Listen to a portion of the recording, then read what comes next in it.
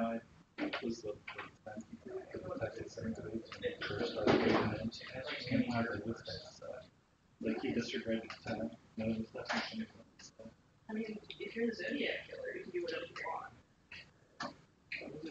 This whole, this basically is the version. I got it.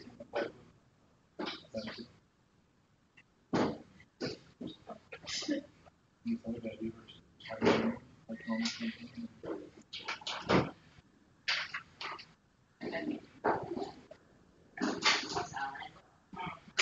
At this point, we're just waiting on Lindsay Shook's proxy to show up. But if all, at least the TC members, if you could be reading the final proposed AUMF resolution work that got turned in and the surveillance work that got submitted, both of those this morning, or at some point in the last 12 hours. Once he gets here, I wanted to spend this morning session getting that taken care of. Maybe we won't need the whole morning session, but I do not want to go past this morning session. I mean this first hour of the morning session, figuring it out. So by the time we get to 10 o'clock and we're taking a break, I'll know the language we're going to be talking about.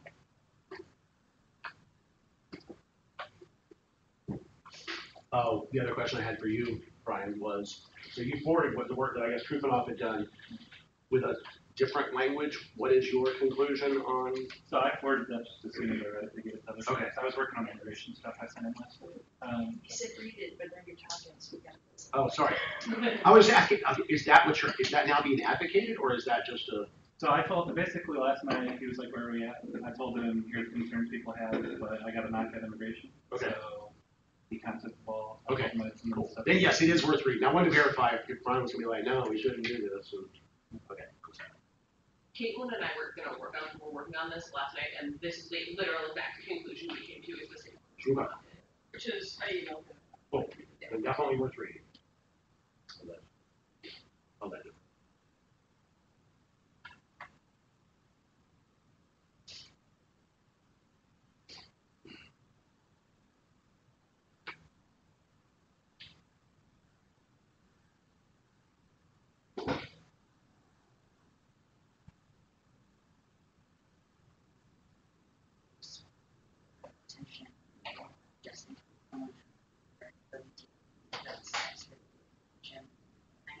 Also, or do you feel confident that we can all be sure about this? I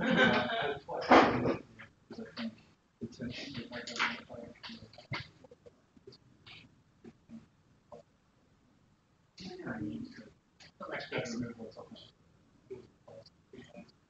Yeah, I mean, do we want to detention and or expedited modified detention? And those are things that is there.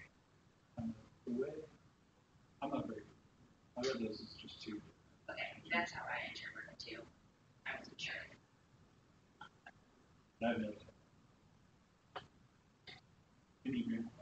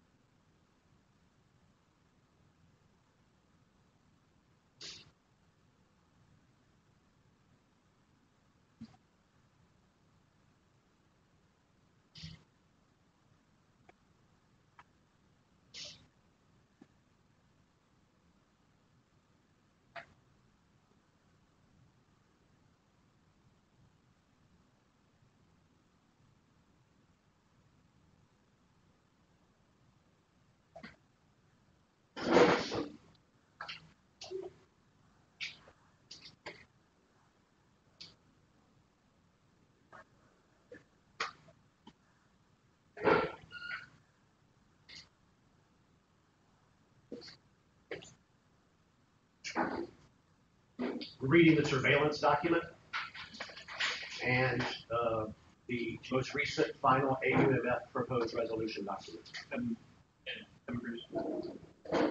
We're going to talk about that. Yep.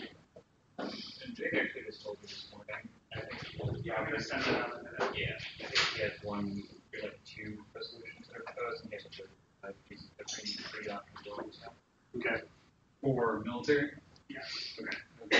Whatever you think. The most recent surveillance is the 3.0. Correct. I believe immigration. Just charts of surveillance. Oh, surveillance. It's the one that says incident. Surveillance wording 6-10 is. Whatever one Dragunov sent out this morning, I just if we need additional stuff, all the stuff I did was basically the same stuff you knocked in, so like. No, I was just trying to figure out which one. Yeah, so I'm happy to send out more stuff, but it's very redundant, so. These are, I think the way you said that calls. No, I think. These are. Given.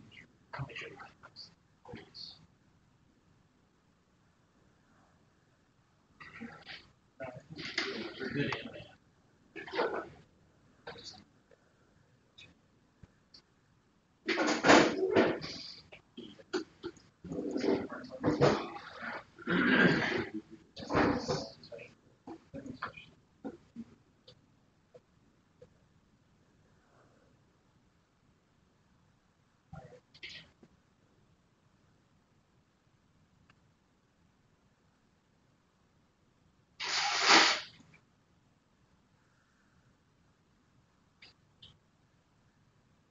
Justice, where? So, Yeah, I'm in her. so I just put it in there, relax. No. Oh. I want to. Where Yeah, am I reading where's the word this? pursuant go? Where do we? I thought the email had, Oh. Oh, I see, sorry, my bad. that should come after the step. Got it. It just adds the phrase conducted pursuant to. Yeah. to AUMF, so that- Okay.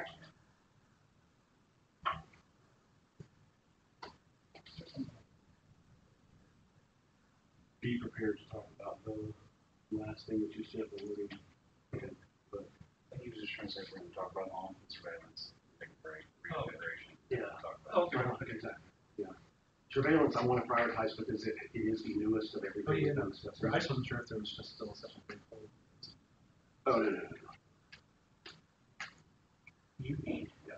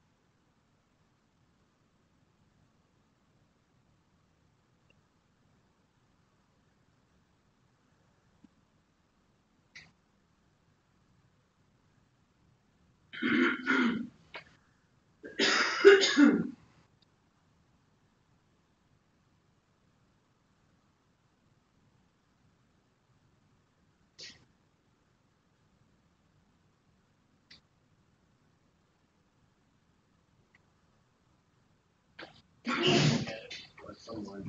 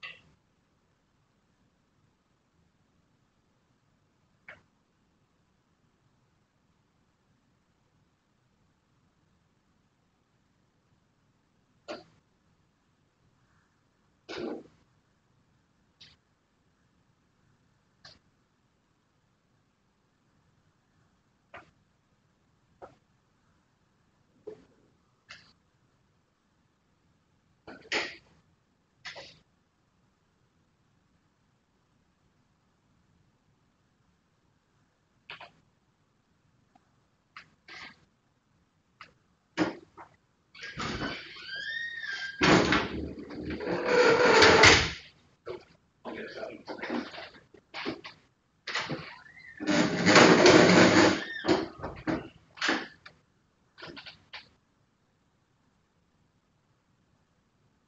How are we doing? Ready to talk?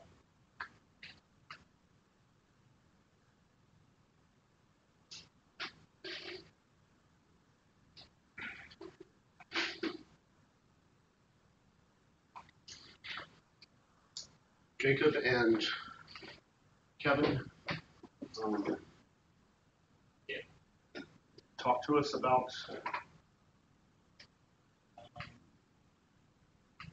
the addition that Jacob made is for, seems to be covering some of the same stuff that yours is, or am I missing this? Yeah, so I think- So which one would it be? It depends on what you want.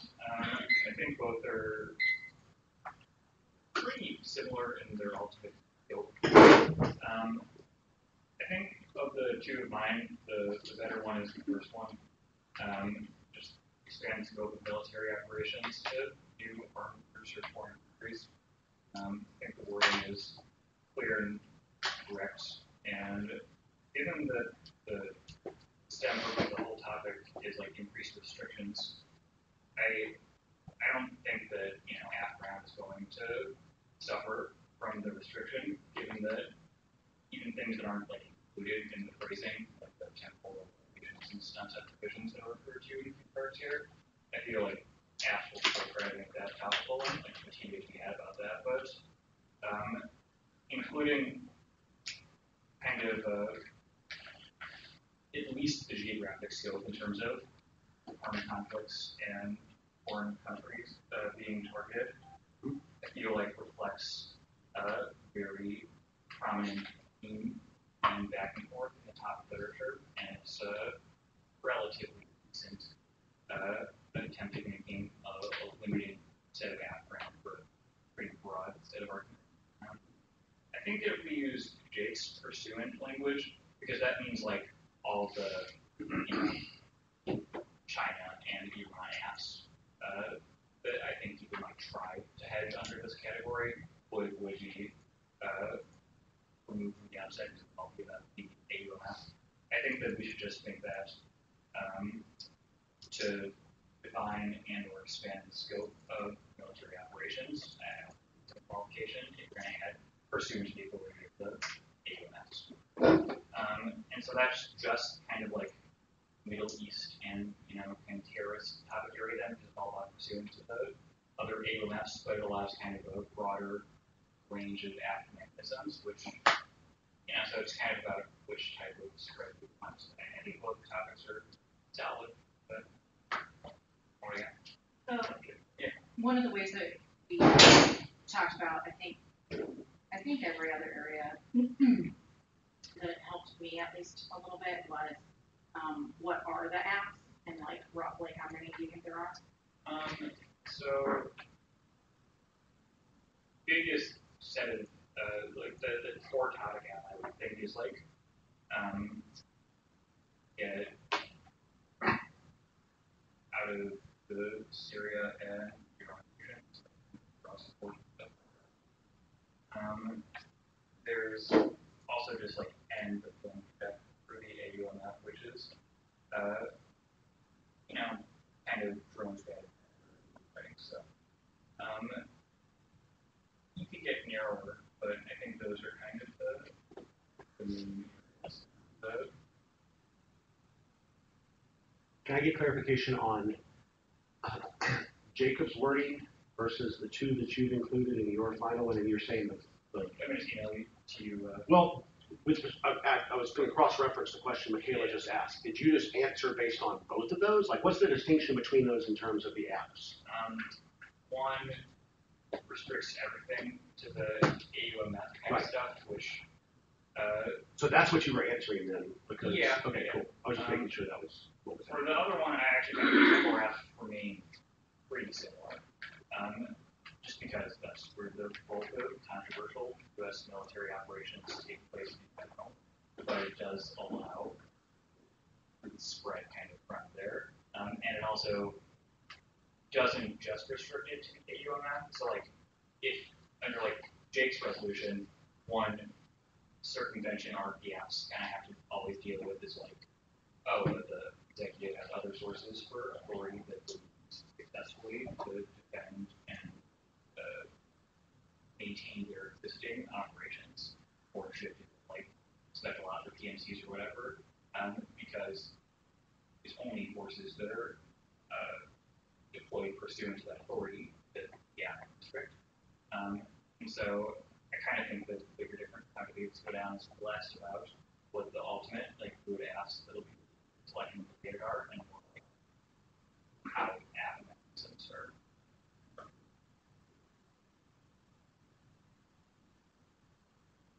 I guess in my mind, the resolution that just adds the language about the EU map, I think it can limit out some of the apps people might be worried about this area letting in a couple ways versus the military operations phrase that Kevin found.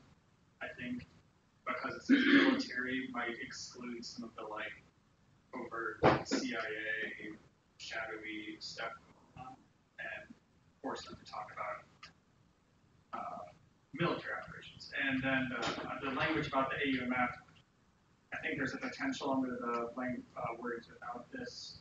Kevin already kind of talked about this, but words that don't include that phrase, I think, would be open to apps that are kind of about individual countries. And this would sort of force the app to discuss military actions that have been taken using the statutory authority of those two AU maps, which I think would sort of focus the topic to be about stuff in Syria that we're doing, which is justified based on the Iraq AU map, and then other various stuff in like Pakistan and Afghanistan that is justified under the. Yeah, I mean, my Wakanda app is not topical on the AU map. It is topical on this one. It's a new country. I'm going to prevent the president from invading Wakanda, right? Too late, you already did. And the pursuant language like if you just Google the phrase pursuant to and AUMF, it's a phrase that appears quite frequently. Like Kevin's correct that the app will have to deal with like a circumvention arc that's like the president is trying to justify these things, but I don't think that's like a Slayer arc with the idea that like the president is constitutionally empowered to do drone strikes. Yes, here. It seems tenuous. I like the idea of this area. I do not like the idea of putting AUMF wording for two reasons. One, we talked about that they might do a new one, so that could potentially make the area totally gone. And the second is there are arguments to say that AUMF have actually reduced its authority. So if you get rid of the AUMF, you may be increasing presidential powers in one way, shape, or form. I like the idea of sort of the temporal and geographic limit, or maybe some other wording like hostilities. But I was going to ask the. The first part is, I thought resolved by specifying which. The second one seems wrong, because if you get rid of the AUMF, there's no authorization. It has to be restricted. Unless. Which arguably says that they increase the No, because without the AUMF, you can't launch. The way this is written, restricting the actions pursuant to the AUMFs wouldn't be the same as removing, because that's like a literal. Right, but you're right that some parts of it decreases power. You can't get rid of those parts, it's the first part of the sentence. You would add on, you have to get rid of the parts that say, okay, define or expand the code. Wait, which one are we talking about? Jake, if you're looking at Jacob's By the way, wording. I put them up Yeah. in the doc, if you scroll down to the war powers heading. Oh, thank you. Yeah. Because I everyone can else look is at probably Yeah. see Jake's. So one, I'm not really convinced that there'll be a new authorization, just, well, even besides general congressional dysfunction, I don't think, I haven't seen anything that really indicates that that's a realistic possibility. I don't think the Democrats want to authorize those. In general, this doesn't, Congress just identifies don't think really wants to, they just want to toss this on the president's lap, I think. And then, so maybe I'm wrong about that, we need to take a few minutes. I have one other thing to add to that. No. Just because a new one passed doesn't mean those operations still don't exist. And so it would be like, I would read that then as the operations that are existing, that were justified and probably still, operate. There's an argument to be made there. And that was kind of my understanding of how it all works. The new AUMF doesn't get rid of those, but rather changes certain aspects of them. The restriction onto them still could apply. It's not like they're gone. Right. And I Just modify think it. there's like a serious chance that restricting that authority, like, I get the argument in general that authorizations confine presidential power, but I think the literature, well, a lot of the app literature at least treats these AUMFs as like a blanket check because they didn't limit, like have any geographic. That's why this is a controversy area, is because Obama has asserted that the wording is so ambiguous and vague and broad that he uses it to justify having Syria. Okay. Cool. Other questions or thoughts, comments from? I have a question on the second set. Is there a definition of new armed groups? The ancient card just like mentions it, and then I did some quick Google searches. I don't think, but I assume you probably did. It's plain language. I'm still concerned that this lets drones and detention be tackled as a whole part of military operations. And just clarify, when you're referring to these two that are All listed. of them. All, okay, all, Both Jason and Kevin's use Okay. the phrase military operations. gotcha. Quick Google search, detention is often part of military operations, and drones are obviously part of military operations. Are detentions authorized under the AUMF? Yes. Both Obama and Bush use the AUMF as justification. Okay, no, Scott Harris. I'm not clear what doing this would stop the president from doing. It stops him from citing the AUMF as a justification for a military action that is not authorized by the AUMF, but they don't need the AUMF. Like Syria, they just cite general presidential war power. So Right. I'm not clear how the affirmative constraint is worded can actually stop any military action. I think it depends on the activism. I understand the description. Unless the day advances, the TR could cure prohibitions. Most of the authors that are cited in the initial file have like more or less persuasive approaches based on like congressional notification requirements and policy trials. Whatever it is, like. That was in the horsepower resolution. Well, yeah, but I mean, restricted to it seems like, I think that's kind of inevitable. This is like the best attempt to parse it down to at least like some. I'm just trying to parse it sounds so far that the app doesn't have the ability to have it. I think the Kevin resolution number, the first subsets, to me, that the app could solve with that one. Because that means the president can't extend the military like in any way. And so if you read authority broadly, that includes Which one? sorry, under Kevin Sunday, the first subpoint.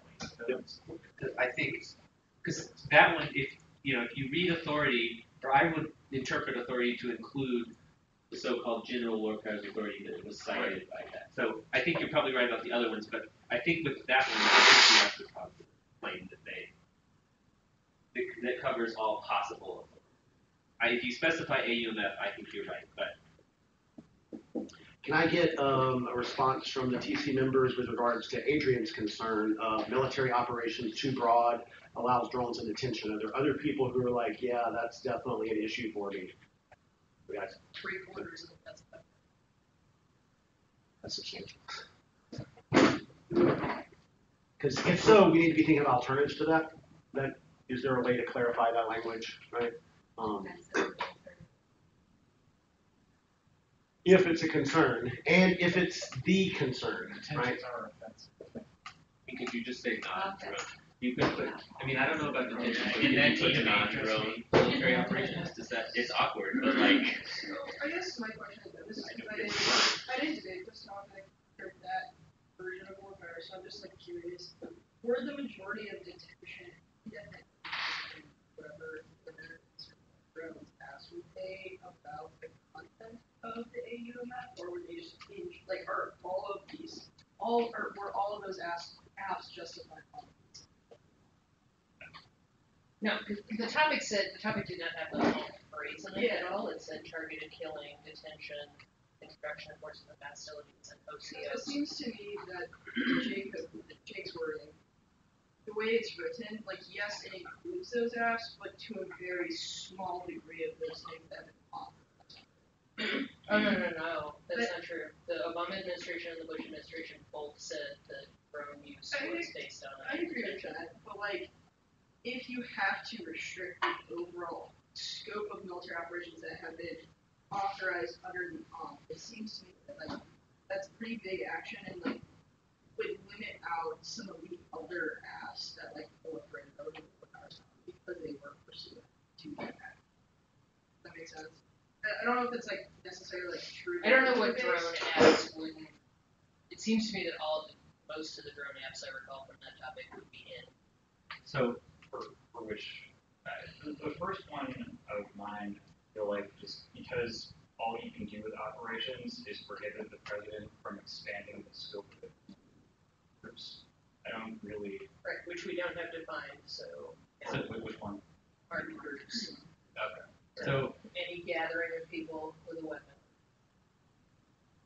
The signature strikes is actually topical under this one.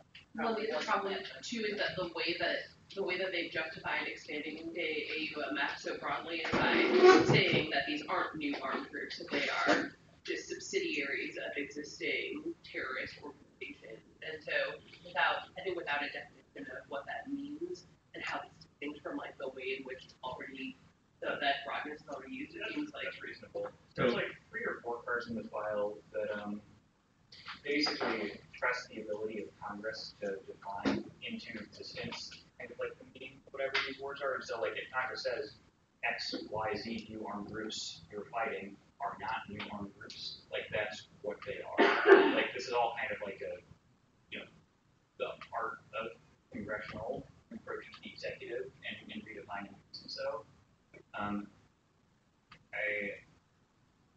think that's how the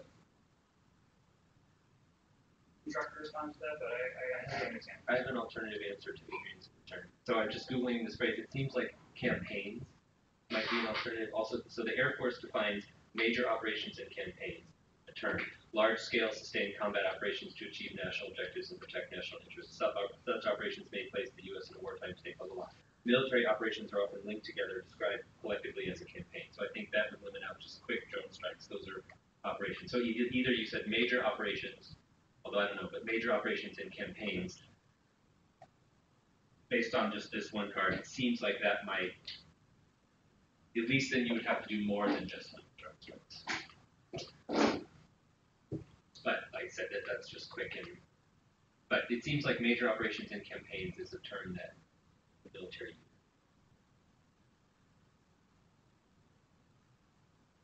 What is a campaign? I guess I'm not sure why. This defines campaigns as collection of multiple operations. Or is it, well, I don't know. I think it says major operations. Well, I'll copy this sentence.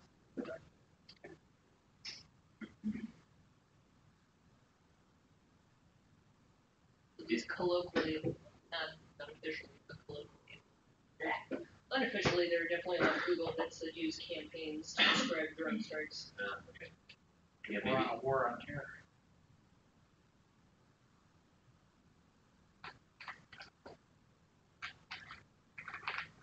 Is there a way to literally saying the phrase, but not drone strikes either? Because The old hostilities wording.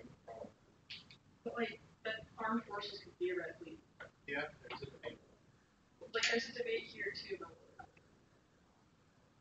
Also want to make sure we clarify again, These are all distinctions. Yeah, it's Do they just- matter? Are there TC members who are like, I'm never gonna vote for this, or there's someone like, I'm willing to vote for it, but if it doesn't include the following, like, I don't wanna spin in our wheels trying to find a majority for something where ultimately, like, is there anybody who's like, I don't want this in the resolution, this shouldn't be included? Or is it a debate of, yeah, but it has to be narrowly defined? Let's don't waste time focusing on narrowly defining it, doesn't matter. So, Unable to pare it down further, Yeah. the solution is that this it's only on some of like the matter or power Okay. resolution. Or something.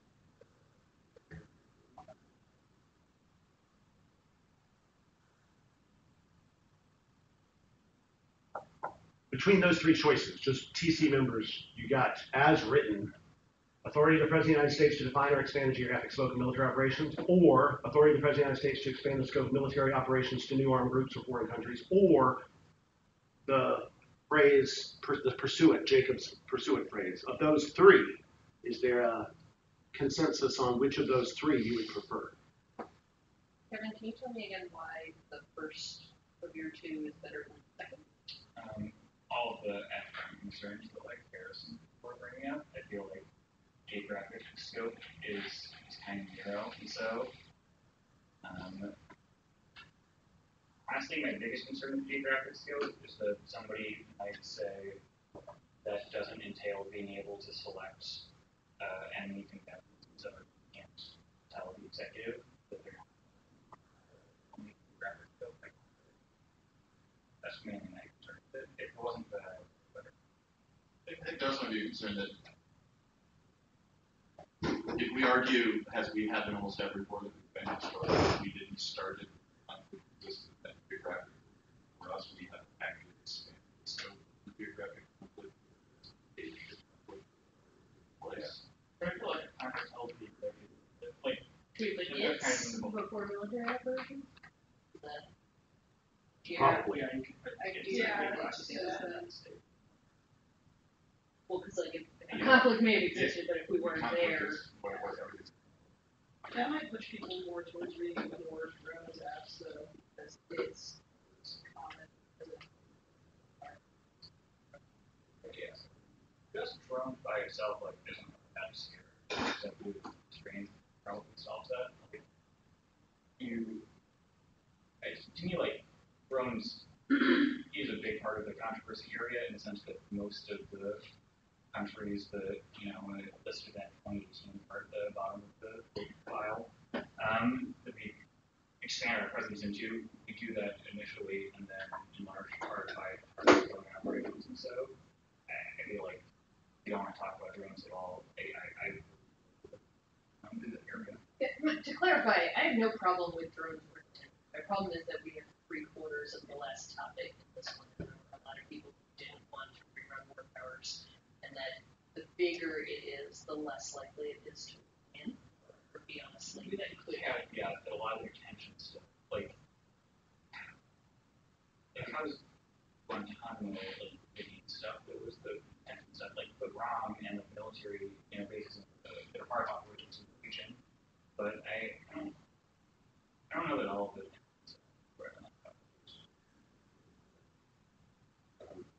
Possibly not. I'm more talking about the perception of it. Like, they're going to say you let 3/4. Once they figure it out, figure out that you technically have let 3 of the 4 areas in. And almost not that many people read OCOs anyway. That was the vast majority of the debate. No, COs is definitely.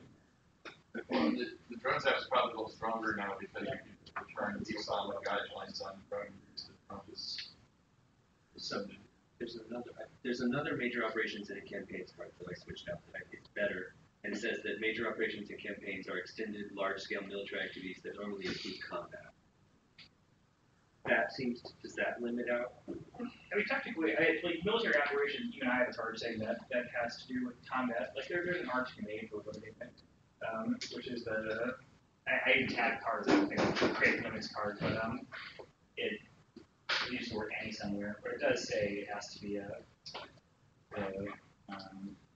About campaigns are extensive in terms of time resources, typically consider all instruments of national power to achieve strategic objectives. The Wiseman 16 card says military operations means the movements, maneuvers, and actions carried out by the armed forces within combat. And says those are distinct from hostilities. In sense as well.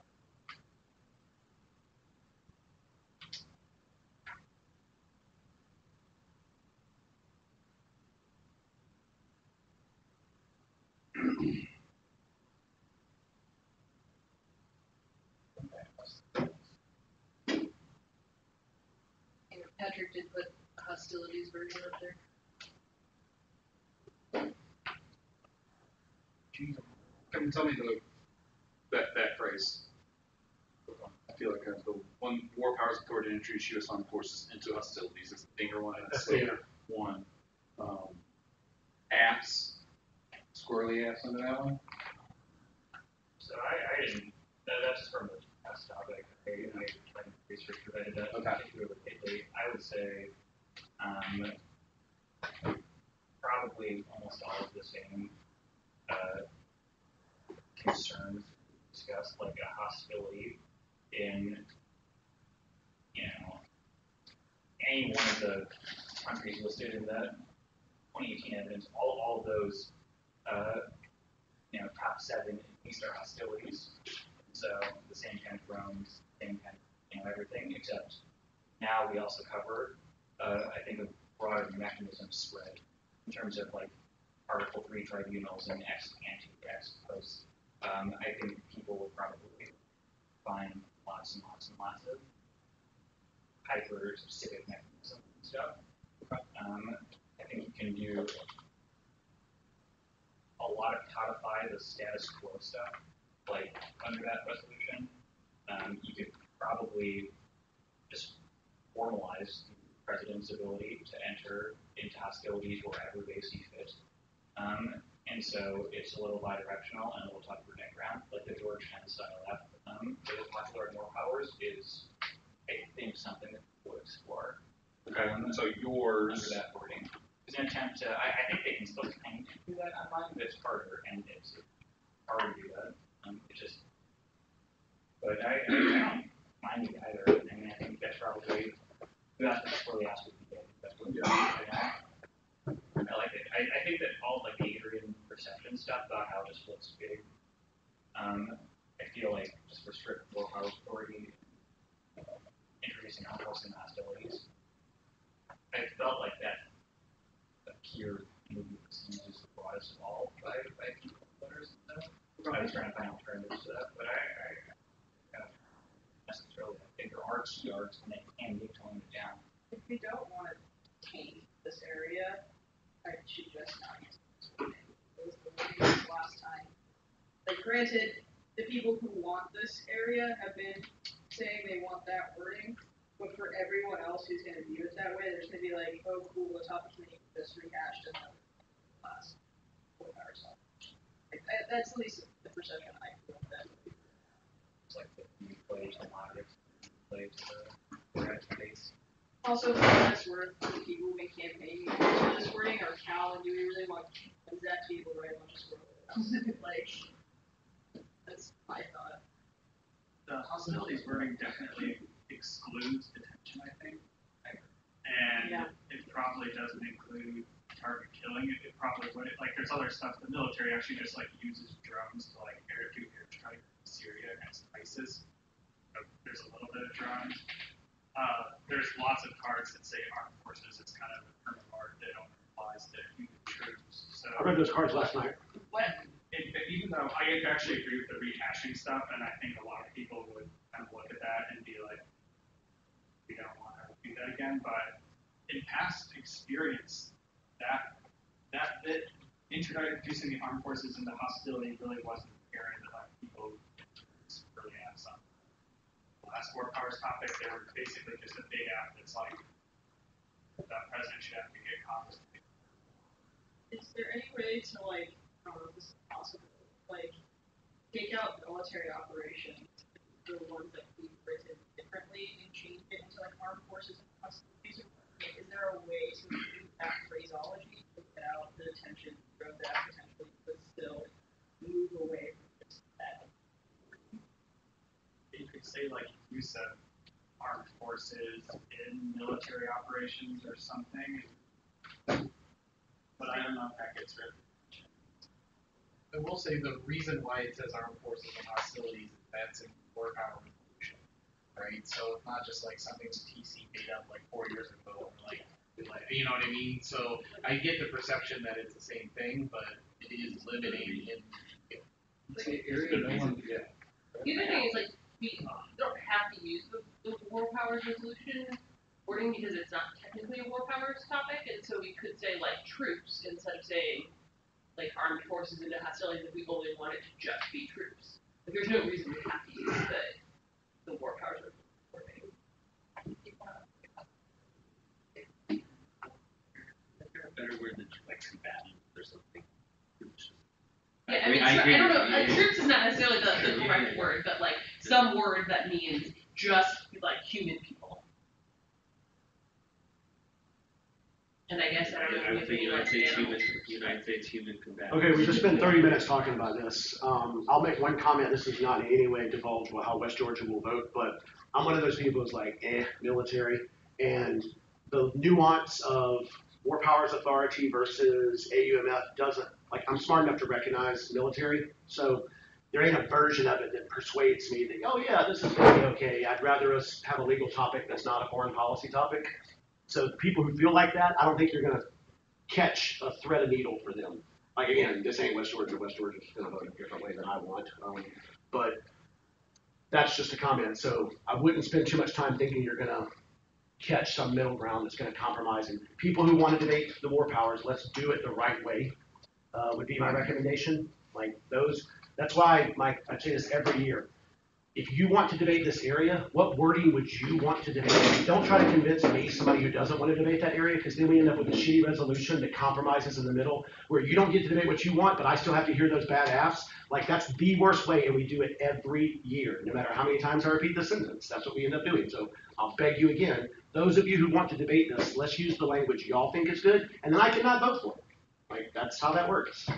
So, do we have a consensus from those who want these areas? Because I just, if you scroll down to the foreign affairs one, I've been using the language, and I've now got all three choices, the two Hearns and the Jacob Justice included, along with Dingers, and then also the first use nuclear strikes, and I included the foreign intelligence, which doesn't have to be that way, but just giving you a sense of, if we wanted to debate like military stuff, we've got a nuclear clause, we now got a introduction of USAF into hostilities, and we've got one of these three we need to choose.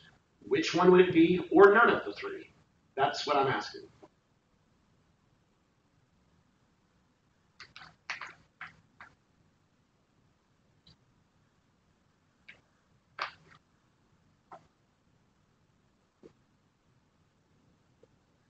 Maybe I'm misreading it, but it seems like there's issues about most, maybe not all the AUMF wordings. And if that's the case, then I think hostilities wording by Dingers like The question that Herndon, I thought was trying to get at was, are there affirmatives that these other resolutional wordings allow that introduction of USAF into hostilities would not, that we really want to debate? If not, then does Dinger's wording in a very succinct way capture a large part of that debate, large enough to be sufficient to let people have that choice on the ballot? No. No. Yeah, if I wanted to, I mean, armed forces and hostilities is a better war powers topic if Yeah. we were having a war powers topic. Right. Yes. So.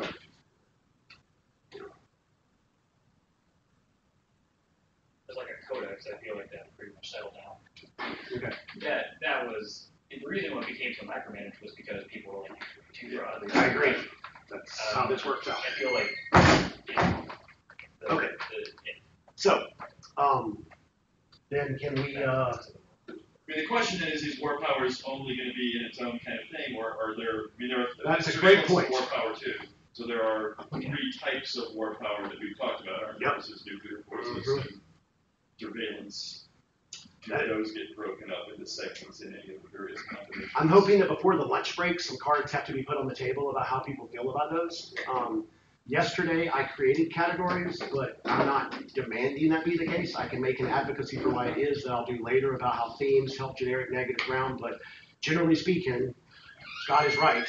If we just had a war powers version on the ballot, what would it look like? And I'm wondering if one that just said the USAF into hostilities and the conduct first use nuclear strikes sort of deals with, yeah, it's plus surveillance. Well, I mean, you put all three together, I mean, people who don't want war powers in the first place, when they look at all three of those together, go, this is They're gonna bigger than the automatically last reject one. it, Yeah. To be fair, I'm not sure if the surveillance wording is our surveillance wording, just. Well, I just read an article that said bulk surveillance Oh, yeah. from you is This was- justified entirely on. This was like the big debate on that topic, was like the big neg argument against the bulk surveillance act was this spills over to war powers more broadly, like war powers like was a dick add to that act. So there are war power debates that happen within the context of that area. Yeah, I mean, that was my question, is Yeah. bulk surveillance really a presidential power, and went back into that search, and Yeah. it's entirely justified as presidential power under energy power. Adrian pointed out that it was under that section of the topic. Surveillance was under war power. I just wasn't sure if the way we wrote it, how, and- the war powers authority for surveillance. Excellent question, and definitely a useful segue into the next one I wanted to discuss. Yeah, I sent which was Adrian surveillance. an updated. She forwarded all of this. Perfect. It's most. I changed a small tweak to the wording that Truth Enough came up with, and then I put a bunch of definitions, which I thought, like, he had some definitions, these are more like cardy, and these are like definitions. Awesome. Adrian, we're now looking at that. Okay, cool. The big change I made to what Truth Enough had was I added I like reorganized the wording a little bit, but then I added without a warrant because that's like really the crux of the debate about U.S. person surveillance, because you can get a warrant to do bulk intelligence or electronic collection on a U.S. person if you have a warrant like through the FISC. Is without a warrant redundant with incidental? Maybe, but it's unclear.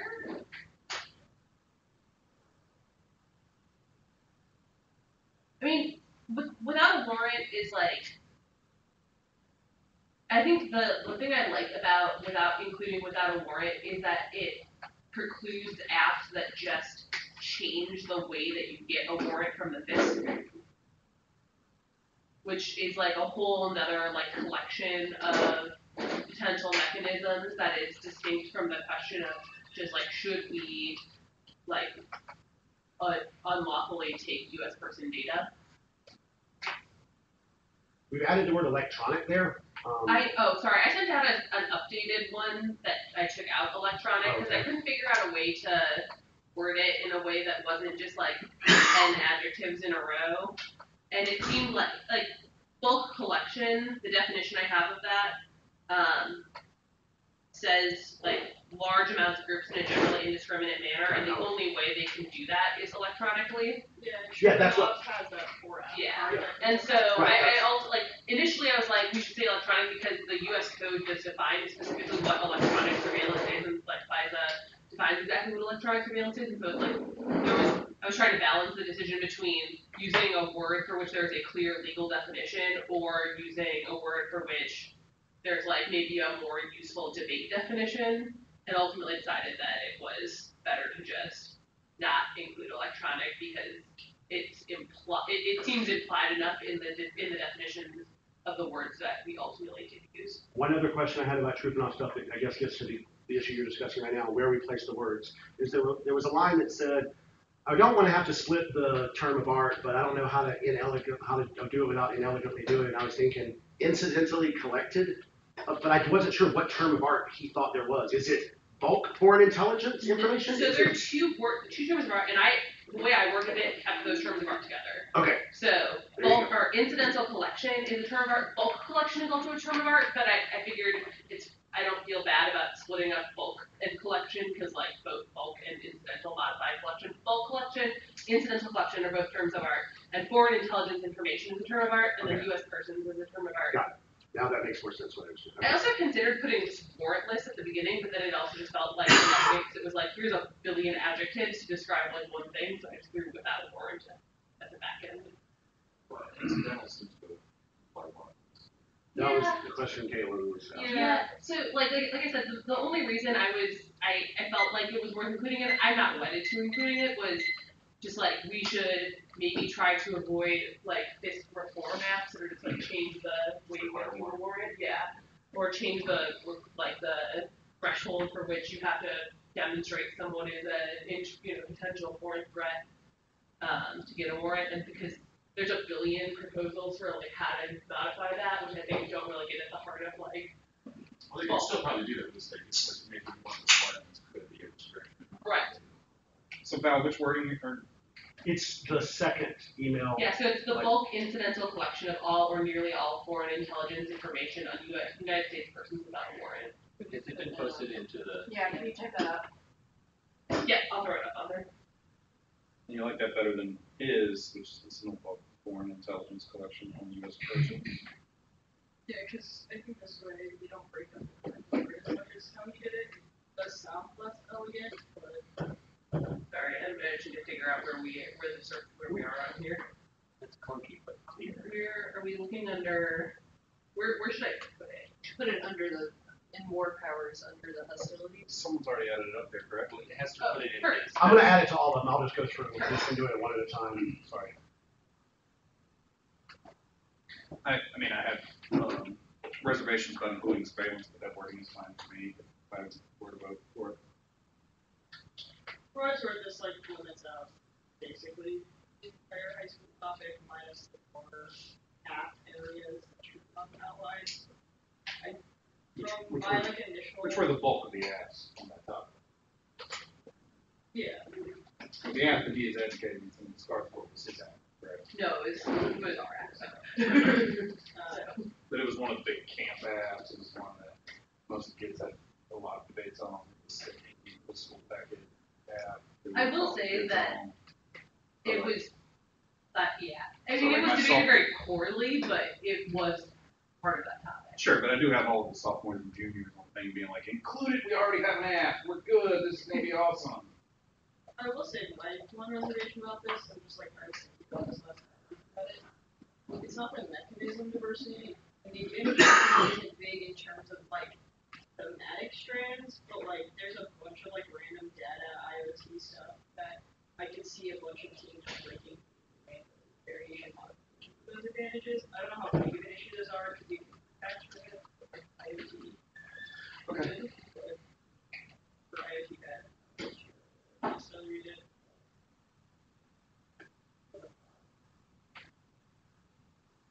So I do like the way this works.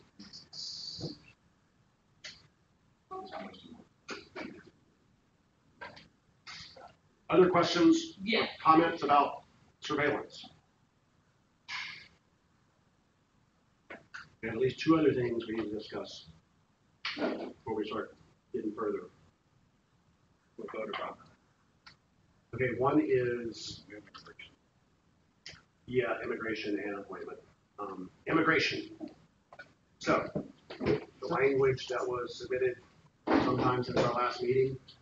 Last night I sent out an update based on the suggestion I've heard from most folks to try to limit the area down pretty substantially to a few major areas. Expedited removal was a policy created by the Clinton administration. It's been strengthened by the administration since, including Obama. It's primarily used as a tool to try to discourage people, asylum seekers from coming to the U.S. And it's a major deterrent and deportation policy. Even though it's big and it's controversial, it's existed for a long time. There's a lot to defend it.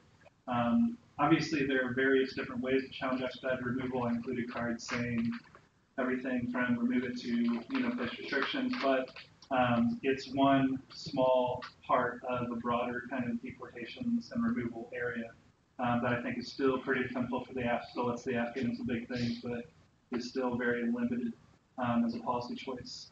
The other is detention of aliens. It's a phrase that's defined in U.S. code and pretty commonly referenced by agencies to refer to ICE detention policies. The ones that have the most kind of pushback are areas like pretrial detentions, indefinite detention, mandatory detentions, areas like that. There's, I think, pretty good stuff on the expedited removal section, describing it as kind of a major area where ICE exercises executive power, and kind of a major way to kind of challenge immigration incarceration. It's certainly not, even a fraction of the things talked about by Crimmigration, but it is something that folks who maybe had an interest in talking about that might be interested in discussing.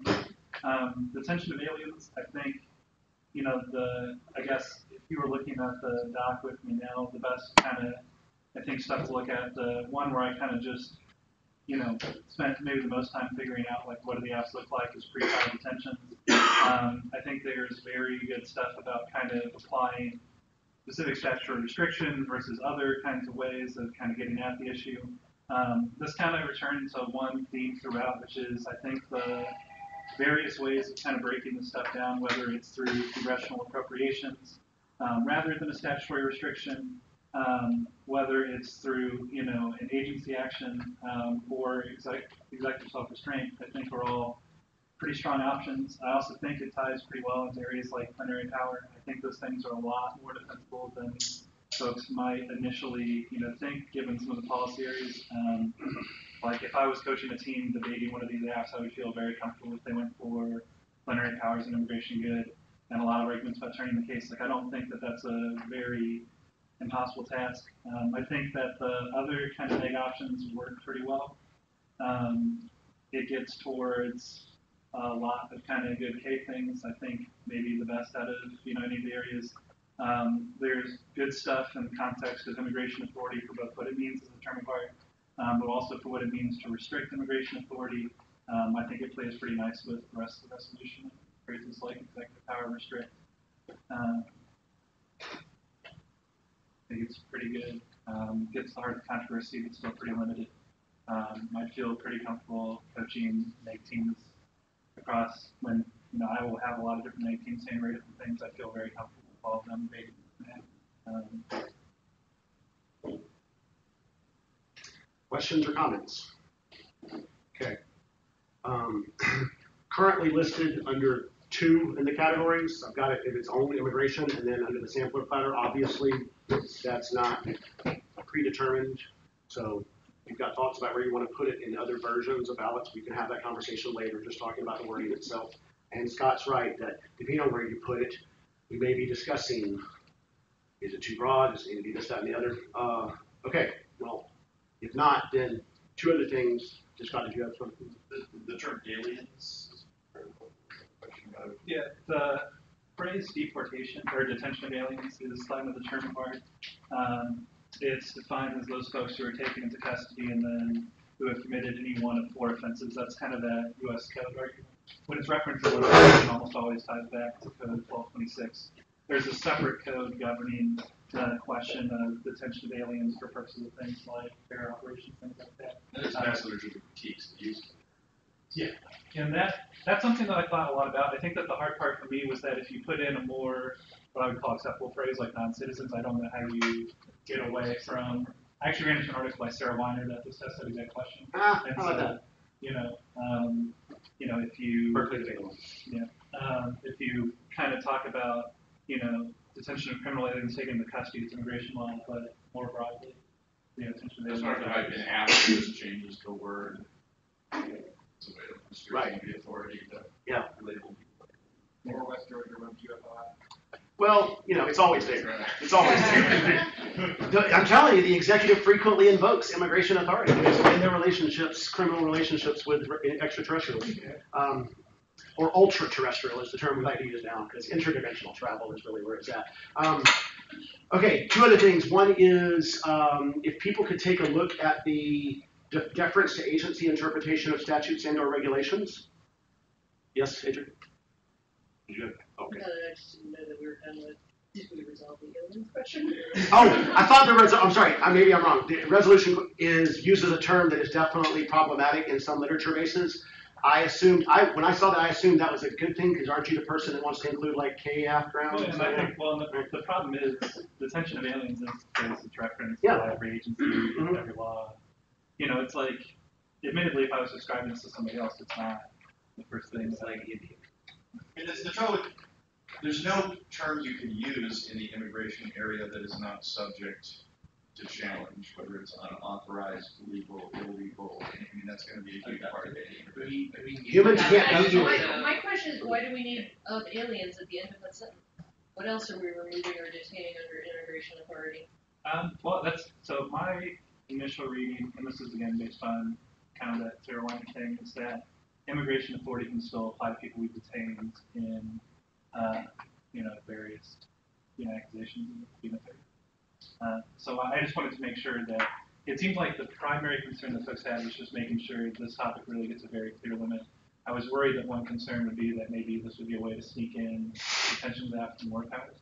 But I would have no problem at all with that. I primarily put in detention of aliens to try to just achieve the strongest possible limit. But that's not something I noted to, just something I thought.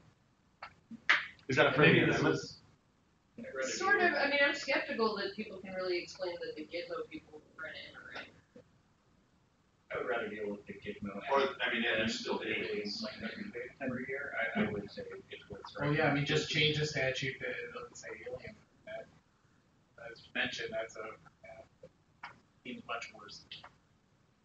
Potentially a restriction, yeah. Because if that's saying you're self-restrained, like, You're okay. still probably functionally changing that law so they can still claim it if they want to. Yeah, that's much worse than if they say, okay, well, random person we're detaining is not really an alien. It's like, well, executive self-restraint solves that. But with good T cards defining immigration authority, I think that's right. But who else do you? And I think it is, those things are good. I agree. That's the thing that made me pull out the rest of my hair last night. I thought we were good, and I was like, wait, what if people say detention of, folks for terror? What if they say it's too big? And so then I was like, okay, what is the most sense? CV, you mentioned switching the words for the and/or, just to be clear, expedited doesn't apply. Yeah, but I don't see a world in which it could, because that doesn't exist anywhere in the literature, so I think the bias here is just fine. Yeah. Vivian's grammatically correct. We can't, I mean, there's no, it literally doesn't matter, so if we're worried about it, we can, but it doesn't, I don't think it matters. Well, and so here's the other kind of detained. Why not flip them? You can, I think Kevin's point, yeah, to detain. I don't know, conduct detention doesn't. Or yeah, just say to detain and/or conduct. Yep. There we go. Okay.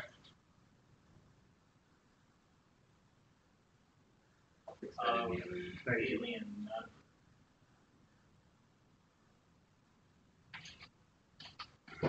What, just out of curiosity, like, what are the, like, detention apps that you're, like? I think the four that I kind of included with some solvency apathy stuff, just to kind of give a demonstration. One is kind of placement restrictions and pretrial detentions. That author kind of makes a call to multiple folks. He makes calls for statutory restrictions, makes calls for the court, but then also says, what about executive self-restraint? He also says you could defund, and defunding and appropriations is just about as effective. Doesn't send quite as clear a signal, but avoids the political fallout. There's lots of things I feel like kind of like that in the various areas, but indefinite detentions, the Supreme Court has, for the most part, ruled that those things can't be done, but there's also legal ambiguity. The 10th Circuit just, well, not just, but reaffirmed that there's still ambiguity there. Mandatory detentions is, an area with a lot of controversy. And then one other thing, because I was just looking for what things make really clear calls for statutory restrictions in ICE. One of the things ICE does is, prison labor and paying 80 cents an hour. There are calls for Congress to do things like, stepping in to establish statutes for particular rates that are better. Folks that maybe want to talk about profiteering and immigrant detention. So what's the politics disadvantage ground to this part of the topic, that part of the immigration topic? Plenary power. The card that's under just like, I don't know why I separated these things now to look at it, but the card that's labeled NA, plenary power, there's kind of a defense of that within the context of detention. But then the thing right below that under core DA is plenary powers also, I think, a good demonstration of just why soft lefty people are still. But I guess my question is is there any detention specific neck ground that's not just generic? So this feels like a really difficult part of the topic to be. I know there's a wealth of literature on the expedited removal question, but it seems like including both might make one of them impossible. At least for the detention stuff, the stuff that's kind of specific to that is the appropriations kind of plan, the ESR kind of plan, the plenary power stuff. DISAD though is really detention specific to DADs. Yeah, this kind of goes back to what I was saying yesterday. I think it might be hard to defend things like, for example, separating families of the borders. Even Trump doesn't do that, but they do. It's not, I think, the easiest topic to defend the status quo. But for example, in the debate that's going on about, for example, separation of families at the border, most of the congressional proposals center on things like defunding, like things that are not necessarily statutory restrictions, etc. I think the short version is the topic kind of DA ground is very good. I think plenary powers is very defensible. There's a wealth of kind of debate. Right, I get why there's an arc to include some capacity in immigration to get those plenary powers debates, but I don't know why detention is necessary to access that. It seems like expedited removal accesses that without creating versions of the app that have literally no case-specific neck ground that are not counterplans and counterplans of fucking benefits. But I think plenary powers good is for presidential powers good. Right, but expedited removal accesses that, and there's no unique reason why detention is necessary to access that outside of creating apps that are impossible to debate, stop separating families in detention facilities. I don't think it's impossible, but I do think. I agree that you don't think it's impossible, but I guess I don't know what you think is the neck argument. What you haven't identified the neck argument. It's doesn't defend that. I think it's research that I'll raise one issue here, which is I think it's questionable how many options on the ballot are going to include this phrase of immigration authority. That's why I included it in its own. If we were going to include on the ballot just an immigration one, I would not want to limit it to just expedited removal. That's way too limiting. If we're going to include an immigration authority one on any of the others, then it does seem there's a legitimate, hey, maybe we should just focus. We're about to do the same thing with appointment. We're going to have the same conversation about making a narrow version of it for some. But that narrow version only makes sense to me when it's part of a larger list. And so the immigration one. Okay, can you say one more time? Are you still throwing out on the table that there's a resolution that is just an immigration area? That's what I'm saying. I'm saying if we were going to have, I'm not advocating. I'm saying if we were going to, I wouldn't want it to. I'm just wondering if there's anyone in the room that thinks that's a good idea. Because if not, okay, then we should maybe still go back to considering whether or not to make this one smaller. Well, we should ask the follow-up question first, which is there anybody who wants to put immigration on some of the other lists? Yes, there are clearly people. Are there 5? I feel okay putting on another list if we are. Okay, because yesterday there were definitely people who were referencing it as a poison pill. That if you put immigration. If it's big. Yeah, it has been defined now. Okay. Like before, it was just immigration authority, which was just do a thing with immigration Trump. Now it's a specific thing. The way that I think of it is immigration kind of broadly executive for these 3 things. It's removal and deportation. It's expulsion and it's expulsion and all that. So basically, I think what this version did was cut out the travel ban, limit removals to and deportations to just expedited removal. And I don't think, this is just based on kind of the searches last few days, but I do think the question of how ICE detains people is one of the major things and most legal challenge. I disagree with the assertion that there are not people within this area who disagree with each other, or a lot of people who are kind of willing to dig in and defend it. Even the people that initially kind of criticized the policy, they're still pretty good stuff. What is the neg DA to the don't separate families?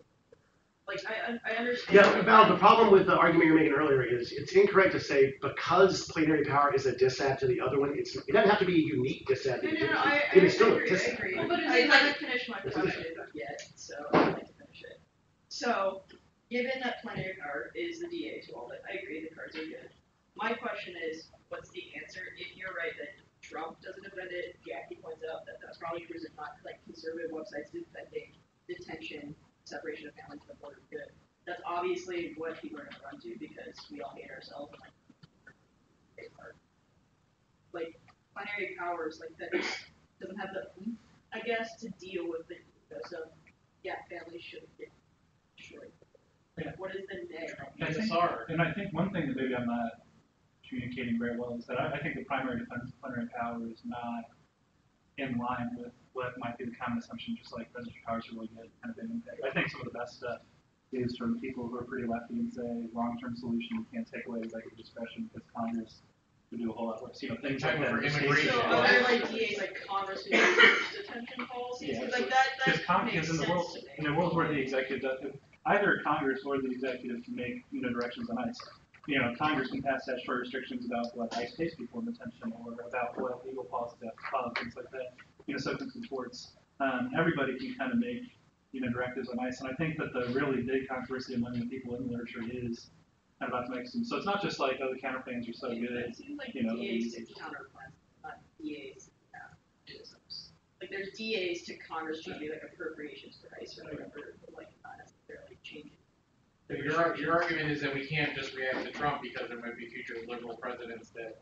3 years ago, the debate was the reverse, right? Republican Congress was pissed off that the executive had so much power in the area of immigration. It's true of trade and of immigration that we flipped the conservative liberal who's in charge. And so the people who are arguing for private powers now were arguing against it 3 years ago and vice versa. And that's, that's what you're saying, the debate. That's right? why. That immigration would be better off if we left it alone rather than deal with it now. And that's why there are a lot of lefty people in Congress who are not pushing for executive restraints. The reality is every policy debate in which someone reads that app and reads a plan, the negative strategy is going to be self-restraint. The debate is going to be about whether it's yeah. That will be the negative. That's a legal debate, yes, but that's not a debate controversy. Like, you understand, like, you can't just read the ESR counterclaim, and that's why, like, I feel like, it's not like I don't think this is a good area or whatever, I think it is, it's just like, I need some, like, it's like saying like I'm trying to think of like there's like an analogy. It would be like under the like hostility or the like war powers debates. If you're like, well, you can read the like private powers good dis ad against every app, but we shouldn't have to worry about whether every part of the topic has like a topic specific or a specific dis ad to that part of the topic. Detention doesn't have. Like you see, like there isn't a detention specific dis ad, and so I don't know what like. Sorry to like I'm actually having a real trouble conceiving of the offense is, and so like for any of the four apps you listed on detention, like what would be like the neg, like not even like have like position that Congress like warrant for the neg position that Congress is better at it, that the app like wouldn't. Or the executive is better at it, the app wouldn't. It's like I see why those arguments are true in the context of expedited removal. Like what do you see like the next right? I see what you can provide 10 minutes to yourself to talk about. No, so I mean, I think maybe it's worth asking the question. So Obama's policy, for example, for detention of families was, you know, arrest mothers and children together, send them back because that encourages the men to leave as well. People have been defending this for a long time. It was a huge controversy in 1996. People were like, why did Clinton do this? This was way too big a concession. Nobody will defend this. And every president has dug in and defended it and done more. You know, it's like, admittedly, last night I was primarily concerned with just how do I present something kind of limited that can get it done. So I didn't go quite as deep in these things as I'd like to. But I mean, just an initial night of search, it's like if I was preparing for baby one against this happening next morning, it's like you've only got a couple hours. You know, the stuff jumps out. There's a lot of good stuff to say in terms of mechanisms. I feel like, you know, I don't want to go back to high school topics. I know something I'm trying to avoid, but last year's high school topic, there wasn't a core built-in DA. It was terrible. It was really bad. The NAC did great, and there were a lot of kind of good debates, and it really kind of shifted the way impact calculus is done, you know, the way that apps are done. Like, a lot of kids who never would have done that kind of stuff read soft less apps were pretty strategic. The debates got pretty good and pretty detailed. You even figured out things like, for example, things that seemed impossible, like defending desegregation bad. It turned out to be a very defensible and good strategy. Admittedly, I'm not on my own, like, so, That's fine, like, that makes sense, like, I get the Let's integration. time out, but let everybody all the finish, and issues then that have go comments. overhang That's the best way. So, the core reason is the same justification for why they introduced expedited removal, why Obama, did things like that, that you need kind of like strong deterrence to undocumented immigration. Undocumented immigration that is a defensible thing. Now, granted that I think most of the apps are not going to be policy apps, but soft left kind of things. The reason why I gravitated towards wanting to prove they're really good counterfeiting stuff is because in almost every debate like that, the 2NR is counterfeiting. It's like, so I wanted to demonstrate that it is a really... Question of the topic committee. Do we have 5 that would include both detain and expedited removal? Well, can I Yes, ask please, this? yes. I have a question about removal. Okay, cool. What Look at that, yeah. The Department of Homeland Security defines removal as the expulsion of an alien from the United States. This expulsion may be based on grounds of inadmissibility or deportability. Does that potentially backdoor restrictions that change what admissibility standards are as a restriction on your ability to deport individuals? Because you can't deport individuals who have legal status, so if you grant more legal status, it has restricted the ability to deport them, to remove those individuals. The expedited removal itself is just a very kind of specific policy. And so the way that kind of... But in order to be expeditiously removed, you have to be in those categories of inadmissible or deportable. Because if you're admissible, you're not in the deportable category expedition. Yeah. Well, that's why I said removal itself can be humongous. Expedited removal is one very small policy area within that. There are a lot of different ways to challenge it, and I think that's kind of... I would argue that's not a restriction on his powers, right? You're basically just saying there are less people that you can apply this to, but you're not saying that the power is not.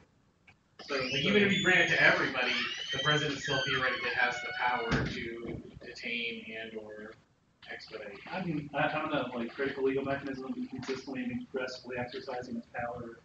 And that's the stuff used to describe expedited removal in that kind of top rows of executive power. No, I'm saying, like, if you were to read an app that says, oh, these people are now citizens, right, you're not actually reducing the power. There is actually a T card in one of the other ones on restriction that when you change, it doesn't affect the ability of the president to choose. It's not a restriction on their authority. I can't remember who did that work last night, but it was in a different version. It would potentially apply. In other words, it supports what Dane was saying. Scott, the question I have for you, or you, go ahead. Okay, the definition of expedited removal at the end of it under the Department of Homeland Security says the DHS has the authority to order the removal of and the alien is not referred to an immigration judge except under certain circumstances after an alien makes a claim of lawful status in the United States or demonstrates a credible fear of persecution. Are the 2 restrictions that exist right now. If you expanded that notion of their ability to make claims of lawful status, you would expand that existing restriction in the law on expedited removal. That's what I'm saying when I say there are different ways that I think get towards expedited removal is good policy. There might be like, that I think would be the smallest way to kind of write that out. And I mean, to me, that kind of makes sense. I feel like... Did you say you don't get access to an immigration judge? That's like part of it? Yeah. That's like the vast majority of deportations don't include that. They like include you go before an immigration judge, you just get like 3 minutes to talk and then you're deported. Usually you would go Which is through. not what they're doing for most of those deportations. Ideally, you're supposed to get a hearing. 44% of people just get immediate expedited removal. The reason it's messed up is because ICE is basically deputized to perform the role of a judge. Instead of there being a hearing where you're presenting information saying I'm staying right into the situation, instead of you speak to an agent who at the border has the immediate power to perform what should be a constitutional role, which is to kick you out of the country. That's done for ICE agents who are pretty poorly trained, don't have legal background, etc. And that's the way that... If you disarm, it doesn't prevent his power to do nuclear first use, right? I think this is very similar. I get what you're saying, but I'm not really worried about that being taught. That's my opinion. It also seems like Just like your opinion. Things like I mean, people can just DACA, things like children who are detained at the border, what is it, I forget the term that they use, but like the minors who are detained at the border, all of those people get deportation hearings. They just get 5 minutes in front of a judge without a lawyer and then get deported. And all all of that would not be topical, right, under this. But those are, expedited removal is for those individuals who don't have documents or have illegal documents. They have the authority to say, yeah, you don't belong here, you can be removed without the requirement for a hearing. Because, Put me down as a vote. Put you down as a vote for what? I don't know that expedited removal creates great apps. Okay, well, we're taking a break, obviously. We no longer have a quorum. My hope was to get to this and then take a break, but. Okay. I think we got to this. What's your take on immigration? What is there any version of it? Is the area for the use expedited removal? What is the expedited removal? I sent an email out. Mm-hmm. Oh, right. It's okay. I did not. I discussed it with Vero. What is it? Why is expedited removal? Oh, okay. Because Clarence was like, you all should make a really big list of things viable. Mm-hmm. And one of the ways to do it would be like nearly all executive power. So we go through each of those and be like the small version of those RMT, but they would need to be nearly all. Okay, I guess my only question would be about number 4. I just went through some of the definitions to make sure, maybe have someone do a quick search on, can we find some contextual, sometimes there's people that said all, that's not required they said all or nearly all, but if they said nearly all, or if they said all, just to make sure. But yeah, I'm down, that's cool. I definitely agree with those other 3. Does any of that change, what you just said there, that doesn't change your opinion on the migration? If you're willing to say all or nearly all executive power, I'm willing to throw just about anything. Okay, fair enough. And so one of the things that I was trying to articulate last night was that one of the reasons I'm against your thematic grouping is that I thought the strength of this paper was that it allowed you to talk about executive authority. Well, yours, what you suggest changes my opinion on that as well. But it doesn't help us understand areas. The email, You want to just email me? Yeah. that addresses why I I wanted. got my phone on here. That addresses why I wanted to be not eligible. If it's all or nearly all, then it gets what Michaela was wanting in regards to her area she was working on, which is apps that deal with the power, not times when the power is used. Right? Right, Right? but that's illegal. Yeah, I mean, that's what motivated me. You think You you really really like that area, Yeah. and it was like, that's awkward. I was like, we agreed on this awkward. And it was like, what are you trying to do? And I'm like, we just want to take away broad deference, but you can't say broad deference because what those want to restrict any deference. Mm-hmm.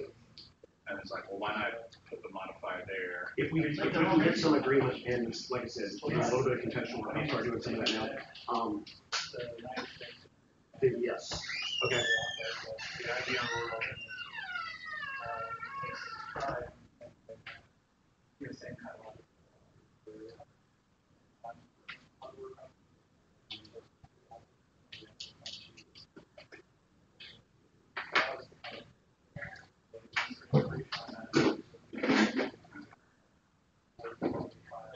That's what led it to it. Oh, well, no, the difference is that Trump's executive order expanded.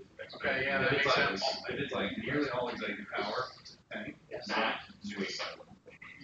Yeah, I think this is better. Just because I want to drag this. that's right. Because my problem with the substantial increase. You're right, it's not that, we all agreed in different contexts that that is not a thing. Substantially increase those restrictions, like what were we getting at there? Basically, we wanted a way to say we want it to be a big change, but we all agree we're not going to be like, the baseline of restrictions is 10, you must increase pace. Right. It's not very helpful to talk. Oh, in the main, you got to be a main restriction. Without material qualification. I want to do this so I'm not arguing, but does that make us want to revisit the idea of power versus authority? No, I don't think so. I didn't really mention me when I sent it to him. Power is good, because power, I think, accompanies both authority, so Article 2 stuff, but then it probably also becomes kind of enumerated. Like I wasn't paying attention as much as I should during executive power stuff, but I'm Well, I know you had done work on it,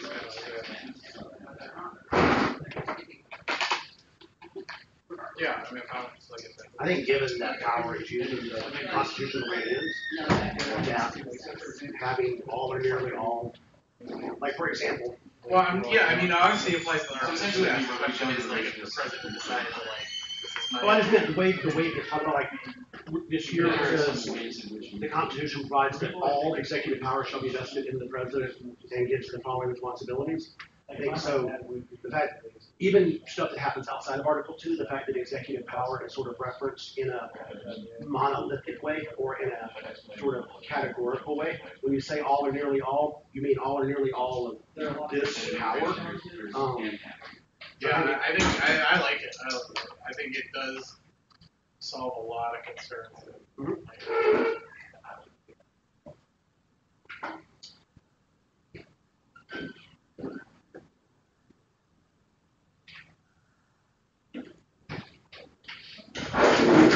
Sorry about that. Oh no, I tried to do my food, it was the wrong time and it alright. It's okay, we waited. 2 things for TC members coming back. If you haven't read Herndon's email, we were just having a conversation about that in the break.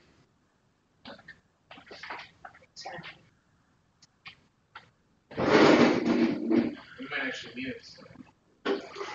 Do it? She said thanks for. Oh, yeah. It actually might, we might need it this time. And I said mine.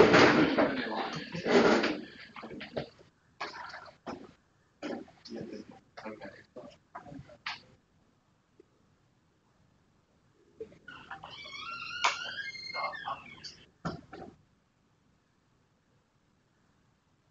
we still have to conclude on immigration, this question. But the other 2 things I wanted to discuss in the next 45 minutes or so was the deference clause and modifying agency to make sure we're focused on federal agencies, and the question of appointment power, and whether it should be bifurcated and divided so that there's options that are just dealing with removal. Herndon's email suggests for resolutional options in which we're going to have categories of executive power that we think are really big, rephrasing the first half of the resolution, using an all or nearly all phrase to try to get at what debate has consistently tried to get at over the last 40 years of how do we make the AFB a big change as opposed to a tinkering or a bunch of small, minute things. And so,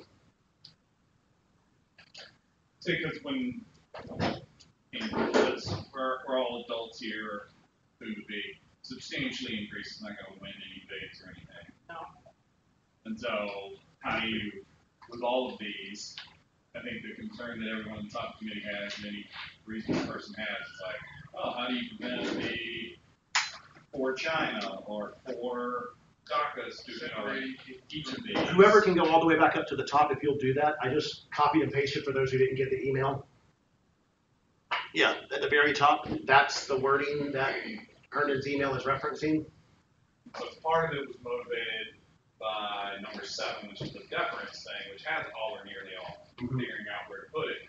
We really want all or nearly all there on the power, right? And so why is that not true for almost all of these? So instead, go with restrict all or nearly all executive power of the president. That seems to be the one that. It would limit out a lot of the trade apps. There's still apps that are sort of sweeping versions, but and there are definitely people that advocate simply fixing 301 or fixing. So is the Corker bill gonna resolve that, or it passes? It's almost right below that. That's a area where it sweeping. may not work. Yeah, But it would be all or all in the area. Yeah, I don't know if you could put all 301. Well, the funny thing about that. There are definitely ones that have been used more, and there are ones that haven't been used that much that you wouldn't necessarily have to include in your app, but it would limit it. I'm not saying that's not necessarily a terrible thing. That's why I changed it from problematic, because technically yes, it would do that to trade. That's the whole point. It does that to the other ones. That's why we want to do it in those other areas. You know, so it's really, this again falls back into the problem we sometimes run into. Are we trying to create resolutions? Or are we trying to create what we want to hear as debates? Those are not always the same thing. So yeah, it would severely limit congressionally delegated trade authority in the same way it would limit the other detention and expedited removal, and that's what it does. All or nearly all forces big doctrinal changes. I see it as, doctrinal categorical changes in the president. Right, like I said, I don't think that's necessarily a bad thing, except that for those single law apps, there is lit on those. I understand why we're trying to limit out small apps in the other areas. Most of, I have seen neg for pretty much all the laws, or it hasn't been used, so you have the areas that it's not been used as part of your neg. But I really like, and then similarly, I really like what it does to 2 and 3 and 4 and 5. Well, does 5 allow the China count? Yeah, I kind of like the idea of having this as a stem and pick the ones that we think fit that perfectly, and have the prior stem as a stem and pick the ones that fit that, and maybe. And that's what, to be clear, that's what Herman's email suggested. He said for the larger stems. Yes. So, Quick question. yeah. Would this, not one-to-one, obviously, but this, the phrasing for the big topics, it seems like it becomes hypothesis testing of the area. Well, or it's Maybe that's not the correct one-to-one, but it literally seems like you could read the app is just get rid of all of them, and then neg is but this one instance would be bad. Yeah, all or nearly all, I think. Well, yeah, but nearly all, that's. I think this. The point of we have it there is covers almost everything. I think this makes it harder to be apt, but that's the goal. Yeah, it feels like hypo testing the power in those areas. Obviously that's not a The other thing is, it doesn't take away, it creates some condition under which those things could be used. I'm okay with it. I'm just letting you all know that's the feeling I get from it. I'm okay with it. I think the non-debaters want the app to be hard. I agree. I mean, I'm a 2M. I like when the app has to cry. But I don't know. Just a thought. That's how I agree with that. So it might get kinked. Is there, if you change it to congressionally delegated trade authority, does that enable them? Because then you can kind of pick one of the laws. But is that? When you pluralize authorities, you also potentially have changed it to mean people. True. A lot in the literature. Well, we were using power. Oh, true. Yeah, fair enough. What's it? It's not hyper. Oh, congressionally delegated powers. Well, if you say powers, that's would that enable the one policy? Because you get to pick one of the powers, but you got to get rid of all of You it. could at least There's a arguably say that 301 is a substantial get rid of 301, maybe. The literature on the term executive power in the Constitution makes an issue about a singular versus plural and how it is that changes the notion of what it is that it means. There's a reason why it's not pluralized and still lists different powers but doesn't treat them as. Okay. So you think the app could creatively do a change one law with a T interpretation like that? Well, it depends on the subset areas. I mean, I think this works great for the war powers areas as a way of you have to do armed hostilities. You can't just say don't go into this particular, don't fight pirates, don't whatever. But even for some of the smaller areas like the expedited immigration authority, it says don't do this person kind of app, but you have to get rid of. I was going to say, it also, it affects appointments clause in the same way, in that you could no longer just focus on one individual. Yeah, absolutely. You would have to deal with the classification of at least a position, if not multiple positions. Absolutely. Right. And it makes, and if the app wants to talk about redoing the civil service, they have to redo the whole thing. Oh, Just no more appointments, it's all merit-based. So you're saying the change would have to be fundamental?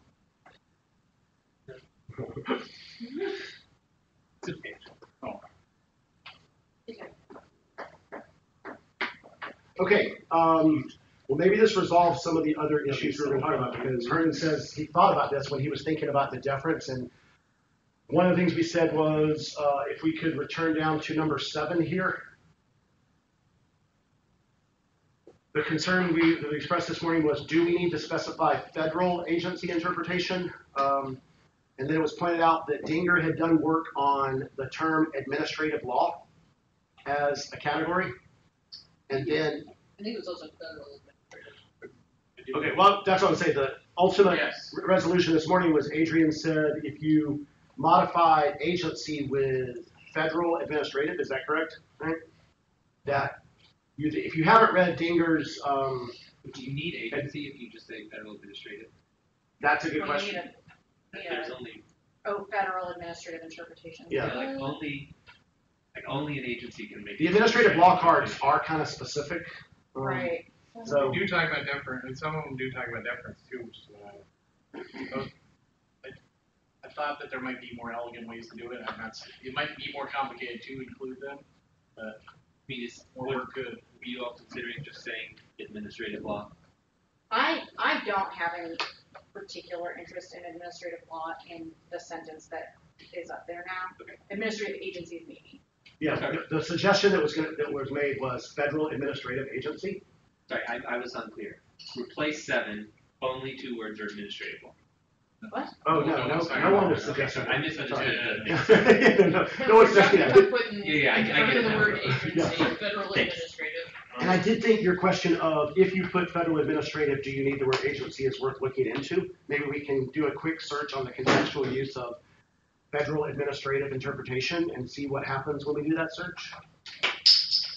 I mean, all of the stuff that I was reading, I think that BK did, he can teach me about this, but was about agency interpretation as a term of art. Yeah. Not administrative interpretation, and doing that search, I don't see federal administrative interpretation gets 23. Yeah, it's not a Google lot. it. It's No. got a couple, it's cited by some state courts, but not one California, all state courts.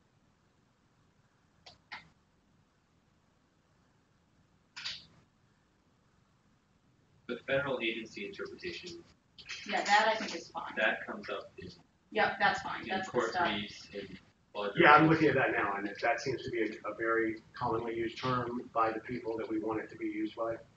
Adrian, is there a reason you think that we should say administrative or federal administrative agencies? That's what you. Yeah. Is there a reason we need the administrative? We just said federal agency. Well, does that rule out independent commissions? That would be, because like, if you say agency, there might be an argument that, like, Amtrak is not an agency, it's an independent thing. So that would be my initial, agency might confine the number of departments that you, I don't have a card on that, that's fine. I think that's true. Maybe, yeah. Well, I don't. Yeah, I think that is the goal. So a bunch of the like, I get so a lot of those are quasi-official agencies, which are like so things like you were talking about like Amtrak, things like the Smithsonian Museums, things like Those are, so you would have to say departmental. those are all quasi-federal agencies. It's unclear whether federal agency includes those because they are technically part of the federal government, sort of, but they're independent. I mean, I don't know that anyone's going to be reading the like Smithsonian Police Act, but like. I mean, the point of the way the rest of this is written is that that's not a thing. You But wouldn't it's change the consolidated. deference for just Amtrak. Yeah. Right, you would have to like change the precedent, which then links to all the. Right. And then if you include the stem that Herndon did, you have to do all or nearly all of the power, you know. You have to however- overturn Chevron, Skidwell, or whatever out under the Herndon. That's, yeah. Well, You're pretty more or less. So executive branch agencies are just the departments and like their sub-departments. I don't think. I mean, I don't think there's a need to do that though. If the point, if the STEM wording which makes it doctrinal, means the app can't just talk about one agency anyway. So there's not really a Whatever obviously, but like the power deficits would do if you were to change the level, probably just go the app, and that's all they can do. Like, elegance works pretty well there. Inherits them, whatever they applies to.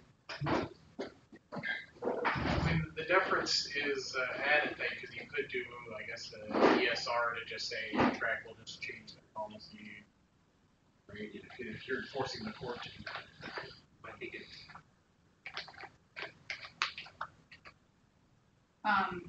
Esther, is there a reason you put both federal and administrative?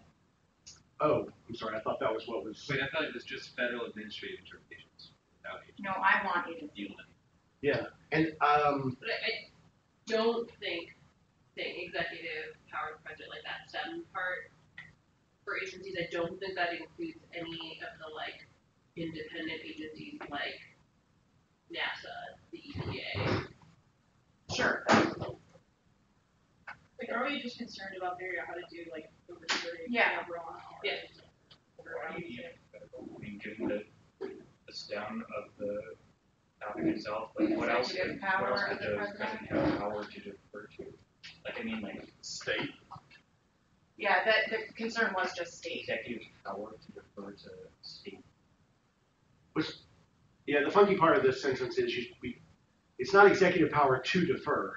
It is executive power in the area of how we defer to agency. And the concern was, are there agencies that are not at the federal level for which there could be executive power over, and, you know. Well, the healthcare debate from the Idaho stuff, initially, the administration was just kind of letting Idaho get away with their nonsense. Yeah. There are examples, I'm not saying that classically fits the definition of what this was, but there are potential instances in which implementation of federal laws through state programs, states have been recalcitrant to properly do, and the federal government has. Saying federal administrative agencies also does include then the independent ones like EPA and Yeah, but NASA. that's okay because of the big.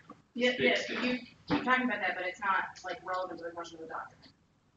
Except all of those are advantages or not advantages based on whether we think that it's important to include those. Okay. Michaela, you asked me a specific question. What? You asked me a specific question, why include administrative? Yeah. Okay, so, and I'm inferring from that, it could just be federal agency, is that? Yes. Okay, cool. I just did because we just talked about adding federal administrative as modifiers this morning, not as and that should definitely be it. So yes, I'm. You know, federal, that four-word thing doesn't seem to be this often. No. Yeah, the word federal administrative agency shows up quite a bit as a thing. But it's the thing that we're most concerned about is agency interpretation. Cool, okay, so federal agency is the. Yes. Okay, cool, that's fine. Yeah, that with that.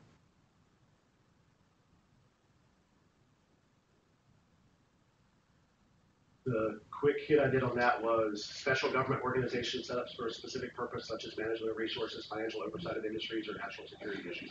Is the definition of federal agencies that I found. So, granted, that was one source. I haven't done a whole bunch of work, but cool. Oh, hold on, sorry. DK disagrees with me. You think I guess what's the problem with administrative? Federal administrative agency interpretations is not a term. I know. That's the problem.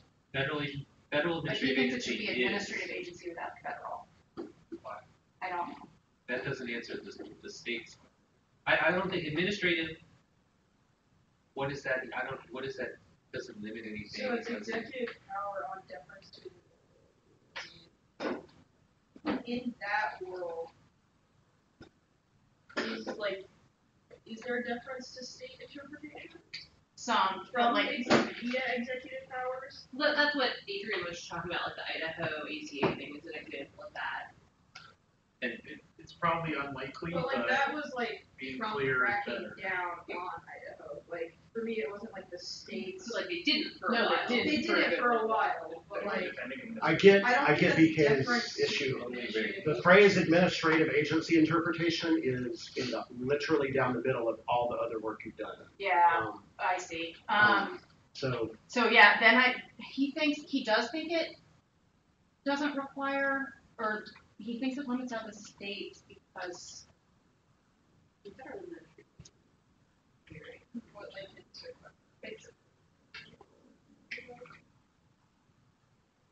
I guess, yes, to frame the question to him, what does adding administrative do? Because we don't think it does. It neither limits out apps nor. I say we shelter.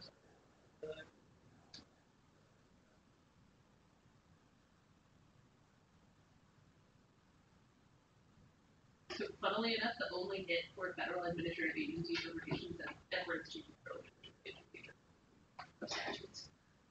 No, it makes sense as a phrase. It just is not. I'm not sure what the point is, Trip, but administrative agency interpretation is very commonly used. I've not found an instance where it's used yet that's not talking about that topic, not just like what, it's like, yeah, everything is about Skidmore and Chevron and like. Okay, okay. So, Okay, so he thinks that all or nearly all is what resolves the state issue. okay. The Privacy Act has a formal definition of federal agencies. Federal agencies are defined in the law as all agencies, offices, and departments of the executive branch, independent regulatory agencies such as the Securities and Exchange Commission, and government-controlled corporations such as the Postal Service. Love it. Can I ask a quick question about the nearly all whole thing? Is the argument because you have to change the power for deference in a lot of agencies because of that now that resolves the state's question? Or Sort of, in a, yes and no, so in a basically doctrinal way, so like, all or nearly all meaning you can't say, well, we're gonna defer to administrative agencies on their interpretation of like this stuff but not that stuff. Yeah. At least as long as this stuff and that stuff is the vast majority of it. Yeah, like, so the way I saw it is like the reason we moved it all nearly all to the STEM portion of it was that it would restrict the power for deference, not just the interpretation themselves. So even though state agencies may have their own interpretations, we're getting rid of the power broadly down. I think so, yes. So, If you have all of your on STEM, then you don't need it in the. Yeah, also, all the units. federal administrative agency decisions is a term that's used a lot, which makes me think that it's okay because we just subject interpretations would be that's more specific than decision. Yes, to me that makes sense.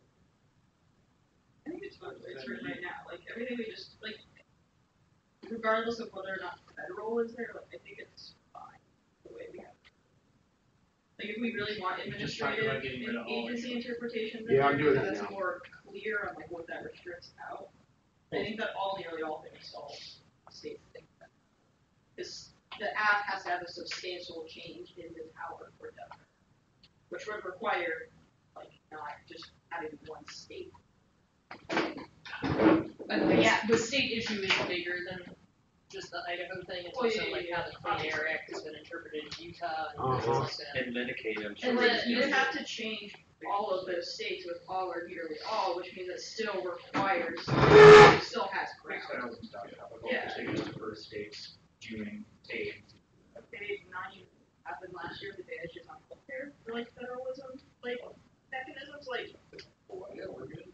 like, I honestly, there's an issue here. Are there federal agencies that we don't think should be, like, if we say federal agencies, are we potentially letting in, like, congressionally? Scott, read your definition again. Here's an additional card that addresses that. Okay. Footnote 6, federal agencies are defined at 40 CFR 1508.12 to include all agencies of the federal government, but not Congress, the judiciary, or the president. Not the person. Not the president. Branches. Okay, but the sergeant of arms is still in. But So that's, it's the chaplain. There's a bunch of agencies within the legislative Yeah, branch. we had- Sergeant at Arms, Sergeant of Arms of the Senate, the Joint Congressional Committee, the Architect of the Capitol, the CBO, the GAO. Those are the good ones. But if you have, if it's all or nearly all, then you can't have an agency-specific app. There can't be. Right, I'm just wondering, were those, and Sorry, I'm not trying, I'm trying to get administrative back in there. I do, Okay, I BK don't understand also what the likes dissent is to taking it out, and it maybe limits random advantages about the sergeant at I arms. agree with that, I like administrative. Like, I don't understand what the Can we problem replace was. administrative? Well, the problem was just no one talks about it like that. Like federal administrative agency and then administrative and agency interpretations are both separate terms, Right. but they're not all one, is what you're saying? Yes. The 4-word combos, yeah. But if that's, Oh, I want federal back in there. Okay, cool, sorry. But that's, Yeah. that's what we're talking about. so I think it should, I don't think there is a dissent to it being all four. yeah, the Federal only, administrative agency interpretation. the only problem, and you might be right, it's going to say, is just that that's not the common phrase, but you. Can we just stop Every on other area interpretations? though, we have like 4-word terms that they're each half. We have to say of Yeah, so like, statutes that or was what I did regulations. with the surveillance one, for example, was I take 2 terms of art that use the same noun and then put Because the otherwise they 2 could be interpreted. adjectives before it, like, it's not that exact, it's not those 3 words put together, but the 2 words. require sign separately. language people and everything. Okay, I'm sending, Interpreters, yeah, fair enough. I'm sending one more card. I'm not You must defer to 100% the sure. bilateral sign.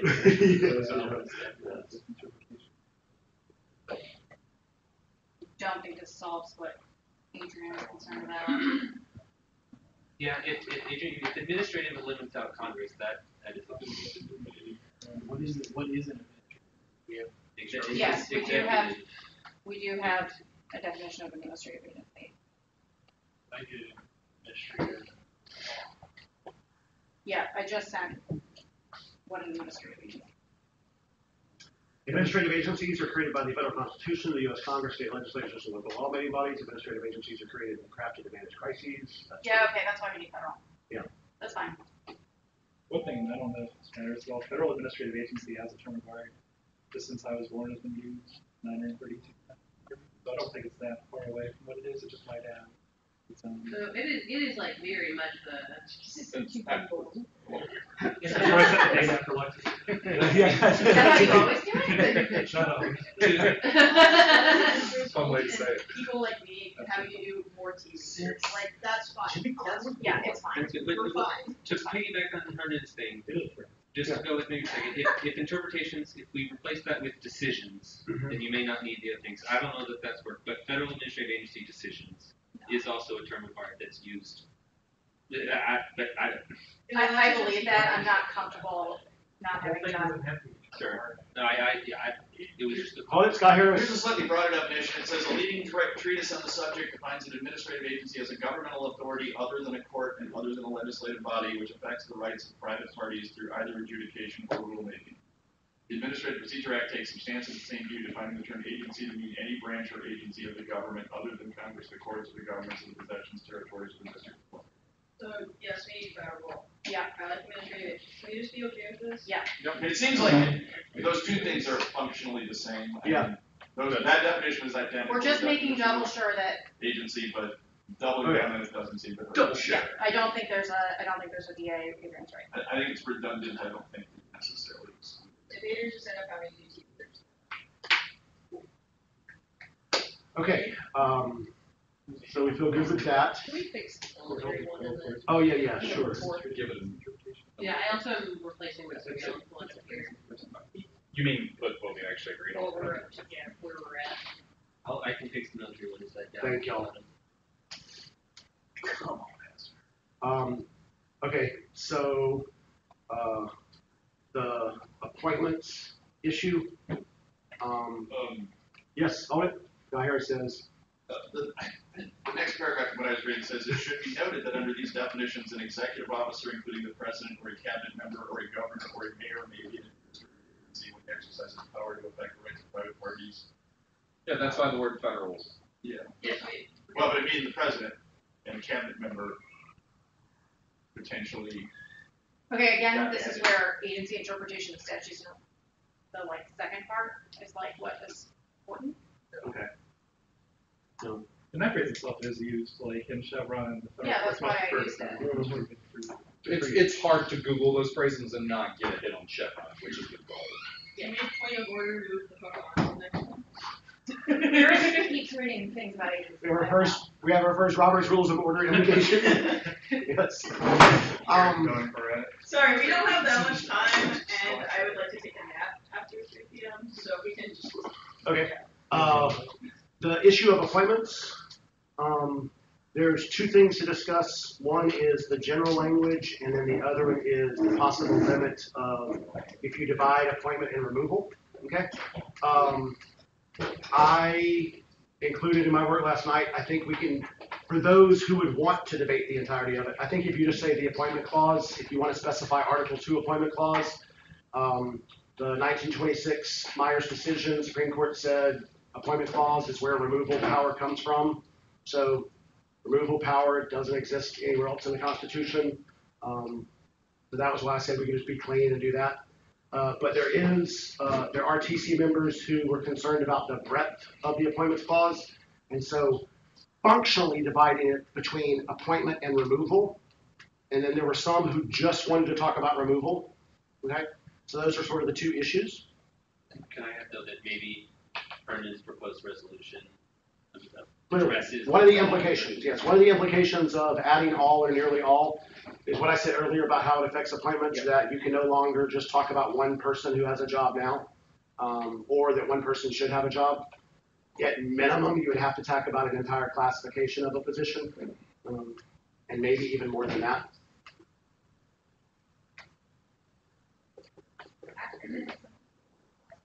I would say that if there is not a modifier at all, that the full option covers a lot of the advantage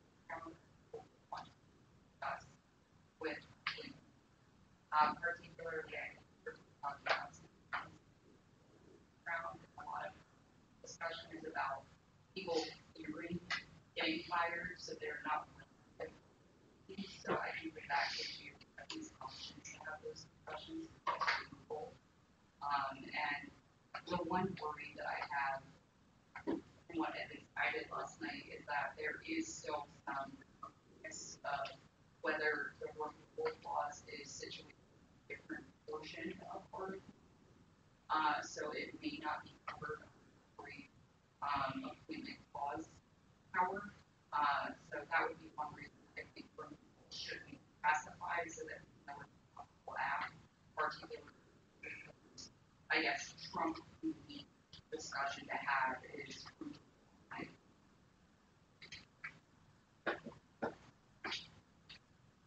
Other thoughts, comments, questions?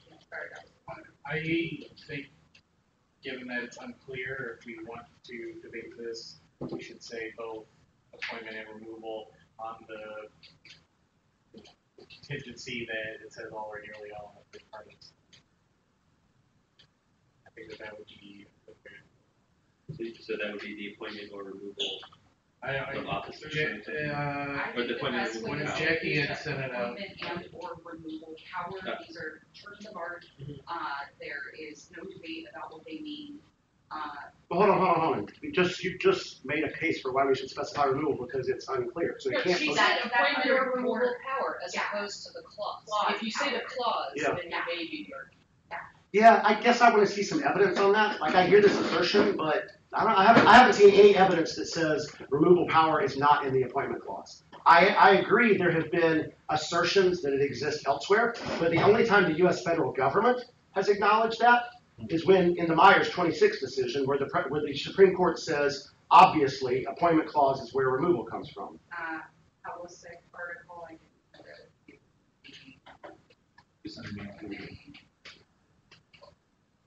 and that's just like, I literally typed into Google, removal power, not appointment clause. There's like a ton of articles that pop up debating about where it belongs. So, I don't know. Yeah.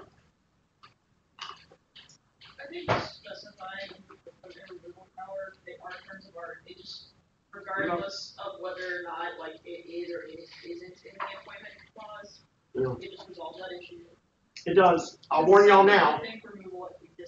I'll warn you now that removal power outside of the appointment clause may discuss removal of people y'all aren't currently thinking of. Just going to throw that out there.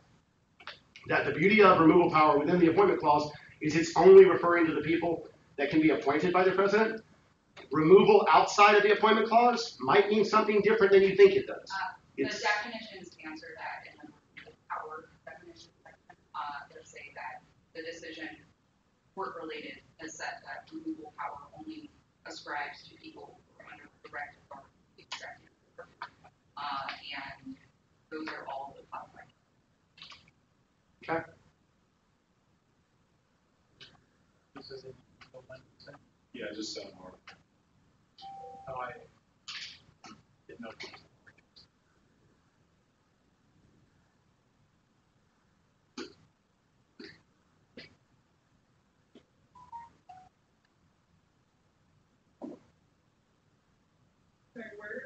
Hold on, what? Oh, I'm sorry, it's a link. Or was it? That was, it's in the Dropbox already, if you're looking for the power that article was just like, quick, here's proof that there's a debate.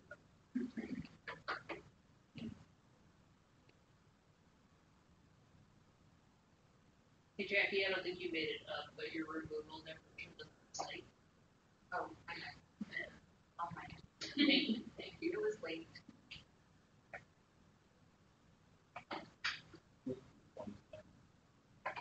The first in Jackie's,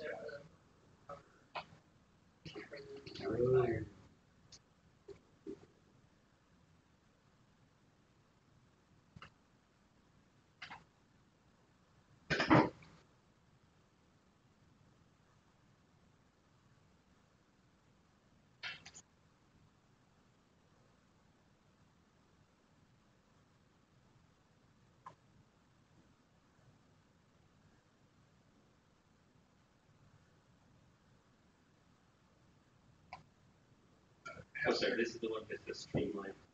Nice. So let's say your article 2 appointment clause, right? Uh-huh. And it says all or nearly all. Does that mean that an app has to affect both the appointment and removal? Or could they just focus on one? You're saying there. I think that would be a call for me. But not, if it says appointment clause, you Yeah, if you didn't have. I'm just you wondering had what you thought about appointments. that. Sure. I don't know, when there's only two choices, is 50% nearly all? It only excludes one, but it is half. I don't know, that's a weird debate where it's not quantitative, but we pretend it is. You know? I don't, yeah. Yeah, so I don't know. If that helps or hurts. Maybe we don't want people to be.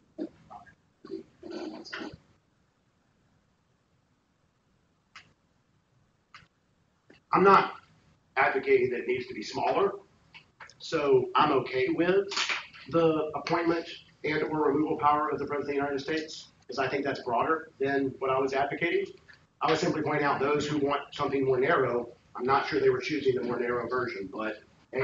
I'll agree with them, like, I don't think the point section of the topic adds that much to the discussion. I think like the app, I guess, horizontal amount is pretty small, the advantage round is on the small amount of apps. On the things that you like corruption and. Yeah, like those are the advantages, you know what it is, like, there can be different court cases that might be applied, but like, that's the debate, like, just an outline, there's not much else.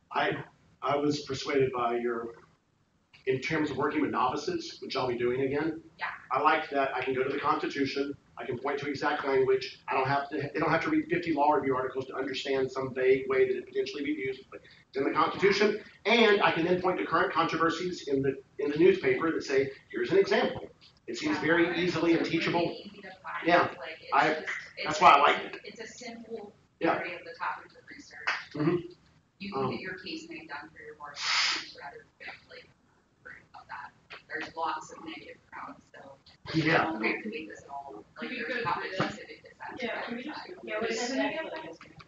So there are like in the first appointments wave that I sent out, there are actually 50 SR counterplan sovereignty advocates.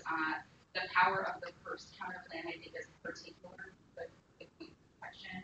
And then the Flex DA links are, I think, better than most of the other portions of the topic, since like a lot of people say appointments is the initial instance of presidential power that was provided. So there's a lot of discussion about what that would do perceptually for like the rest of, like, I think there's a lot of stuff. That was also in the, like I said, I don't know if I flagged it as flexi though. But then there was flagged. I think it's in the top section that was just like, yeah, it's just like, this is really important and controversial. For the topic is like, article to describe. Two things you said? The first thing that I sent out was like yesterday. It's an appointments dash post under the header of Division of Ground top level appointment. Paragraph. In the stuff that I sent out last night, there's a press power link, there's a circumvention argument, there's what would be the court legitimacy argument. Yeah, the circumvention debate is really good. There's like historical. Do you see these apps being more like soft lefty or like? I think that there's a really good like area to have a soft left app, like particularly in internet stuff. I think that the portion of the topic is much more policy. The appointment topic version has like options for policy apps, but I don't think that the advantage ground is like big enough probably to. And with the patronage stuff, That's just appointment. Vacancies falls under both depending upon how you solve it. Yeah. No, I know this will not satisfy you all, but in terms of updated, but there are extensive historical debates in political science literature about constructing civil service. And I fully admit that that's may not be what you all are looking for. But in terms of the academic debates about constructing the executive branch, it's so it doesn't, like I said, it doesn't. Yeah, I was just asking like where the thing would fall to make sure like recycling. Appointments probably more soft left. I don't think that there's a lot of, I guess, horizontal access to like basic for it, unless like you point out specific appointees. Yeah. And then the removal stuff, I think the biggest and almost only debate is Mueller / court cases related to the Comey decision. But it's all kind of tied into this debate. I get removal power all or nearly all makes sense to me because the principal app there is to create for-cause criteria for removal of federal officers, central app that will operate in that area. Is all or nearly all problematic for appointment power? Because it seems like some of the apps in that area are about recess appointments or about the authority to appoint particular kinds of cabinet positions or particular officers that it. Being that I did not know that was another yeah. While I was researching that, I think it potentially excludes the. Yeah, are there good appointment apps that are generic appointment power across the board? Those are like turn the civil service to all merit based, like have remove the president's ability to appoint the executive branch. Like they do hiring on their own, the HR department. Like that to me, that's the. But that would be lower level positions. That wouldn't be. Would that be nearly all appointment power? Because you would still retain appointment power over all the heads of agencies. And like the percentage wise of the civil service, the points. So that might be nearly all. Number wise, yes. I think that recess. Yeah. So because I think that then makes the only app is change civil service. Change civil service to merit based. Which, like, if the worry is that including appointment with removal is scary, I think you just get an appointment. Like one of the controversies that happened was someone wrote an article that talked about how this women's bureau law that was passed a long time ago specified the person in charge has to be female. And this person's like, oh my God, you just totally eviscerated presidential authority. You shouldn't specify that. That should be a prerogative. The reverse of that, of specifying you couldn't do for a particular, that the EPA person has to be a certain, you couldn't run that app. But I do think it's possible to have a larger, the appointment clause, the actual clause in the Constitution says Congress can vest that power solely in the president or in the courts of law. So I do think it is possible to have a judicial review of appointments that is broad, that's topical, that applies to all appointments. Or you could do broadly that transgender, right, no, gender, just broad discrimination protections versus appointments. Yeah. Mm-hmm. qualification requirements for appointees to be able to do the jobs. Yeah, Okay, yeah, I see you're right, Tripp, it is only incidental officers, but like, so there are, yeah, that's why I think all or nearly all resolves the concern about people are gonna have a bunch of small ways they change, force the president's hand on appointments is, that's not optimal. I'll say like the press powers is, the link cards are so good here that if they have to defend all or nearly all, I wouldn't agree. What is the argument for why the president needs flexibility to hire incompetent people? It's, the link cards are all perception link cards that I found, like, all over perception. Wait, are we talking about the card that quotes Madison? Yeah, no, like that was the one I included, but there are other cards. What would be a potential?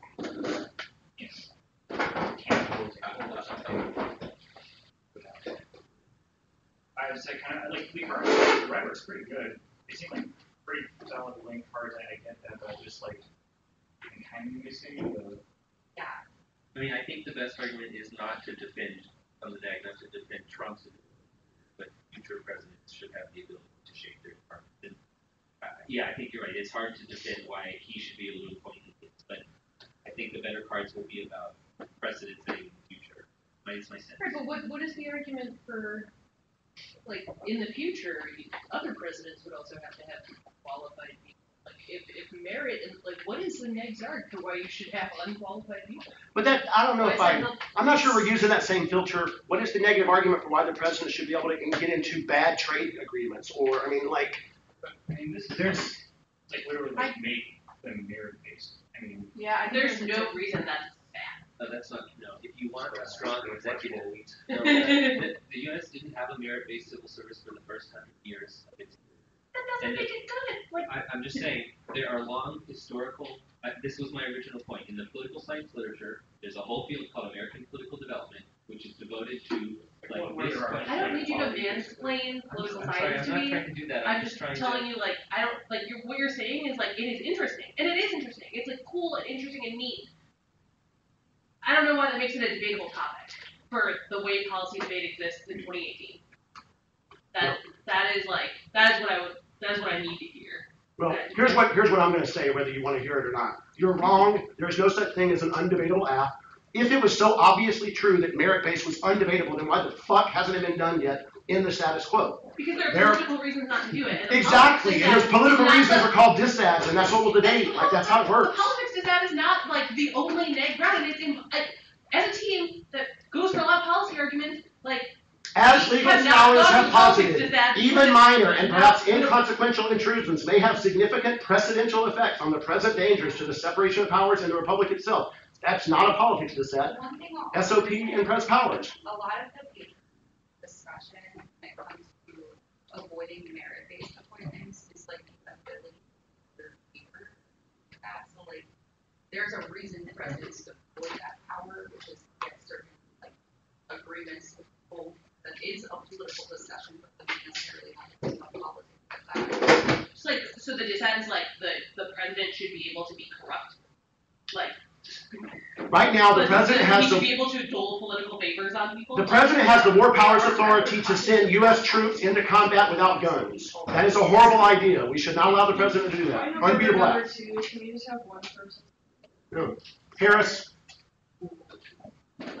Might be a crazy question. I don't know. Probably. Is it possible that merit-based requirements could be placed as a constraint on congressional advice and consent power on who they're allowed to approve? The president has unconstrained ability to appoint anybody that they want. The last two cards in the document I sent last night are from someone who says, rather than having statutory restrictions on the president, we should have the advise and consent part that is involved, those types of prerogatives, like what should there be a female in charge of the Women's Bureau, that's where you should place it. So yes, the authors in this literature base do discuss, rather than a statutory restriction, why not have Congress do these things in its other areas? There may be a counterplan that avoids. That's the last two cards I put it as that this is where the debate is.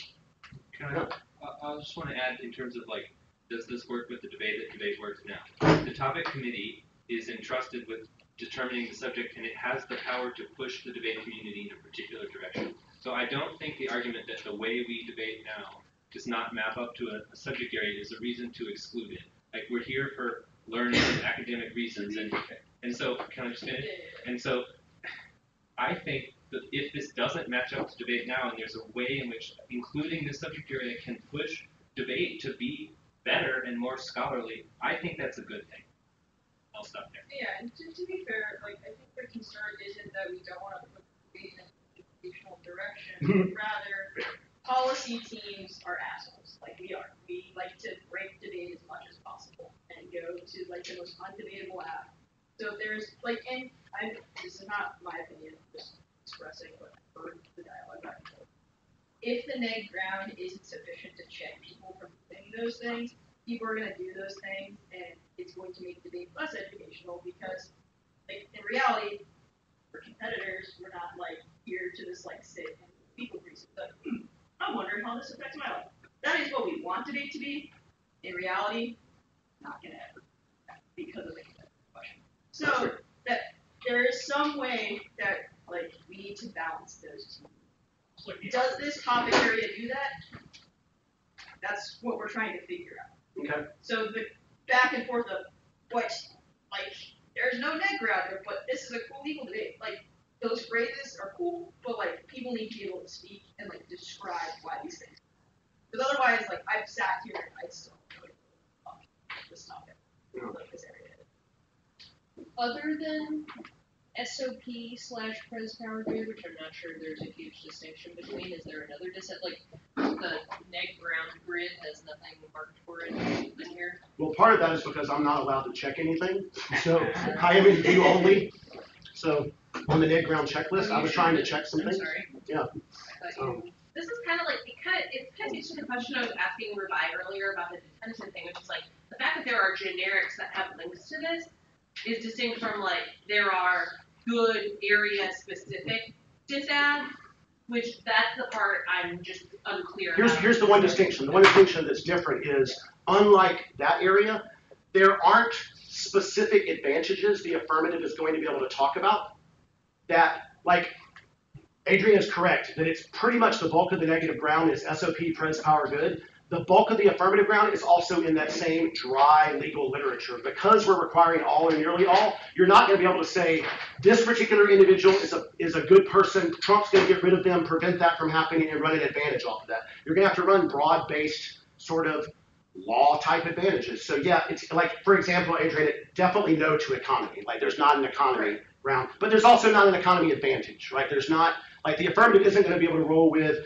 we increase the efficiency of government, and therefore, like, a lot of that is not that makes the economy, like, if your internal links to merit-based, increase the efficiency of the executive, and that's critical to, I don't think that's going to win an economy advantage. Like, it seems to me to be like the kind of thing where, like, I agree that most people are probably not going to want to, like, delve into that dry legal literature base to read an app like this all year, but there's sure as hell someone's going to read it in, like, the semis of the NDT, like, here's our, like, super legalistic, highly specific version of an appointments app that, you know, kind of avoids all of the, like, core, what we've described as the core appointments ground. Agree. I would rather them do that than restrict to particular war powers in a weird way. That's all. Like, this is our one chance to debate this. Like, I just think the counter plans are so good that even if the topic is for generic, like, the counter plan solves whatever that nuanced app is going to attempt. Okay. The TD8s, what are the D8s other than, like, what I think is fun? Court legitimacy is, I think there's a legitimate court legitimacy because of the separation of power arguments are so strong. Like, the people who say it's sacrosanct, you can't do anything in this area, that the affirmative is going to run into an issue of, if they want to do their restriction, they're going to kind of have the court back them up on this, right? Like, it is not so uncontroversial that the affirmative can be like, oh yeah, obviously the court, there's a good chance the affirmative is going to have to be a statutory and judicial restriction in some of these things they want to do, the more restrictive they want to be in the power, which then has the court doing something it has previously not done, right? So that's why I think in the court disads that you listed, I think there are going to be good ones there. To follow up on that, just because the question can Congress put qualifications on these offices? Well, historically it's been answered yes. The court has never definitively said that. Right. And so the act would basically require, the court would have to. I don't think that's true. Like, I mean, if the plan is sorry. No, go ahead. No, if the plan is just Congress, I shouldn't have to read additional lane cards to prove there would have to be a court ruling. Also, that dilutes the lane once Congress has acted for the court to the lane. Then the app can just be like, yeah, the courts wouldn't do it. They wouldn't step in. Here's why they've never stepped in the past. You have no link to your court legitimacy, this ad. I mean, that's gonna happen. Yeah, I just feel like we're holding this area to a standard that we aren't holding No, other I areas. disagree, Yeah. because part of why we axed pardons Yeah. was because there weren't very many dissents. And I agree there are other ones we treated this way. I'm saying there are ones that we currently have on the list that we have not had this level of discussion about. Like we're wanting to take this because someone might come up with an unbeatable app on competency, and I'm saying bad trade policy, use of stupid war decisions. You could have the affirmative restrict the It's prevent not the. that there's like an OP app, there's just no vague argument at all. Like that's the argument we're making. Yeah. It's not like there's one unbeatable app. It's like Time there's out, no let's vague go back to argument. point where one person's. It's okay. Let's just start with technically false. It's not that there's no negative ground. It's there's not the negative ground. Some people think it's good. But let's forget. We should no longer say there's no negative ground. The piece of evidence that I put out last night is better than any link argument on Press Powers that has been put out this weekend. Okay, like point blank, it is. It's been cut this weekend. Yeah. But why do we have to cut them for this? Oh, it's way better than yours. Most of the things it's like it's obvious that those cards exist. That's pretty true. Yeah, it's a small thing. You're talking about coaching? Yeah. Coaching. Oh, yeah, coaching. Yeah, sure. Yes. That piece of evidence is very similar to Tribe and 78's talk about federalism that allowed the federalism disad to exist up until Calabresi made it a modeling disad. It says small intrusions matter more than you think, and we need to think about this protean power. Like, that card is good, especially when the affirmative advantage is not going to be a D-rule war scenario. Like, you're right, the negative ground is not super duper, but the affirmative ground is it's all dry legal literature stuff. That seems like it makes for a bad topic then. Like if If- the app doesn't if have I good were- if ground, I the were- deck doesn't have good ground. If someone were saying this should You be literally just said that though. if someone were saying this should be the only area we discuss, I completely understand that argument. As one of Scott. What is the negative ground against the bulk collection app? I thought President Powers just said. That's one of many, like the terror disad, a variety of like a variety of disads about crime, about like collecting data on important people. Like there is very, very good specific literature about why collecting data is good. And which is distinct from why merit-based, which is distinct from like a merit-based civil service is bad. But like the argument that you're making about distinguishing a bad topic from a topic outside of like the ground was this isn't ground I want, which is boring. Like the argument for boringness is like whatever topic we decide, right? Like I think that the bulk data portion of this topic is boring. Already debated it. Like that is a warrant for that. So I don't think that that's something that we should. Agreed. So which phrasing are we? The one that Jackie has proposed. Yeah, so No. that says back to I don't know, just I feel like the kind of central running question with all these things is we should guard against the kind of worse rather than better Like, do ideas. you all want me trolling that hard? Yeah, I mean you don't Because want I will. you don't want the whole season to come down to one tiny app that initially seems very difficult. I will say that just the way that I'm thinking about these things as we kind of approach Odium, like value playground and stuff like that, is I mean some of these areas, the big dispute among people in the literature is not, you know, is it or is it not kind of a great policy? I feel like most apps I can get saying like I think the defense of the claims is apps will have to have kind of a built-in defense of that. I guess I kind of conceive it in a similar way where it's like if you say this policy is bad or this thing should be done, you've got to have a defense of putting a judicial, you know, restriction or a statutory restriction on the president. That's the best way to do that thing. In my mind, like the topic is how do we get those things done, at least in a pretty substantial part. I mean, and I'm open to kind of changing that because like if that's a really bad way to view kind of like voting for these topics, and maybe the neg needs to just be able to impact turn the app in a lot of core ways, and like there has to be core, just like but the status quo is good ground. I don't know, is that how people are approaching it? I mean, I'm just thinking more broadly because now this has been the theme of the last two discussions. Here's the reason that debate, I think, wraps somewhat poorly inside of some of the policy stuff we're talking about. Like to me, the problem with policy debate is that it has fiat, and it changes the scope of competition dramatically from what you want. And so, like, a lot of the stuff about, like, how do we restrain the president, they're asking that question, and they're assuming the comparison is literally fiat president, literally fiat the executive. Given that those produce equivalent results, discerning between the two of them requires figuring out, like, you know, even if you're not going to, like, be utilitarian or, like, big stick about it or whatever, some type of causal or tangible material harm will result from one, not the other. And at least for me, I'm having and it's not like about like one bad act. It's just I'm having trouble constructing a single plausible chain toward anything that would make it so that Congress would be superior to the executive or vice versa. In, for example, era, like the counter plans, good literature. There's a lot of historical basis and that comparison, but when you're just having one versus the other, it's not like a debate. It's kind of, you know, it's like a pure presumption in terms of like actually advocating what the articles have against each other. That's why I think the best topics have demonstrable clash in which competing outcomes are more easily assessed, especially that's kind of. I think that's what we're doing, especially if we say over and over and over again, like, you know, the counterclaims. Like, I mean, for example, this caution counterclaim that has to point out, like, it's a word, it's repetitive. It says that it's not a statutory restriction, which is fair. That doesn't mean you can't do a statutory restriction and also.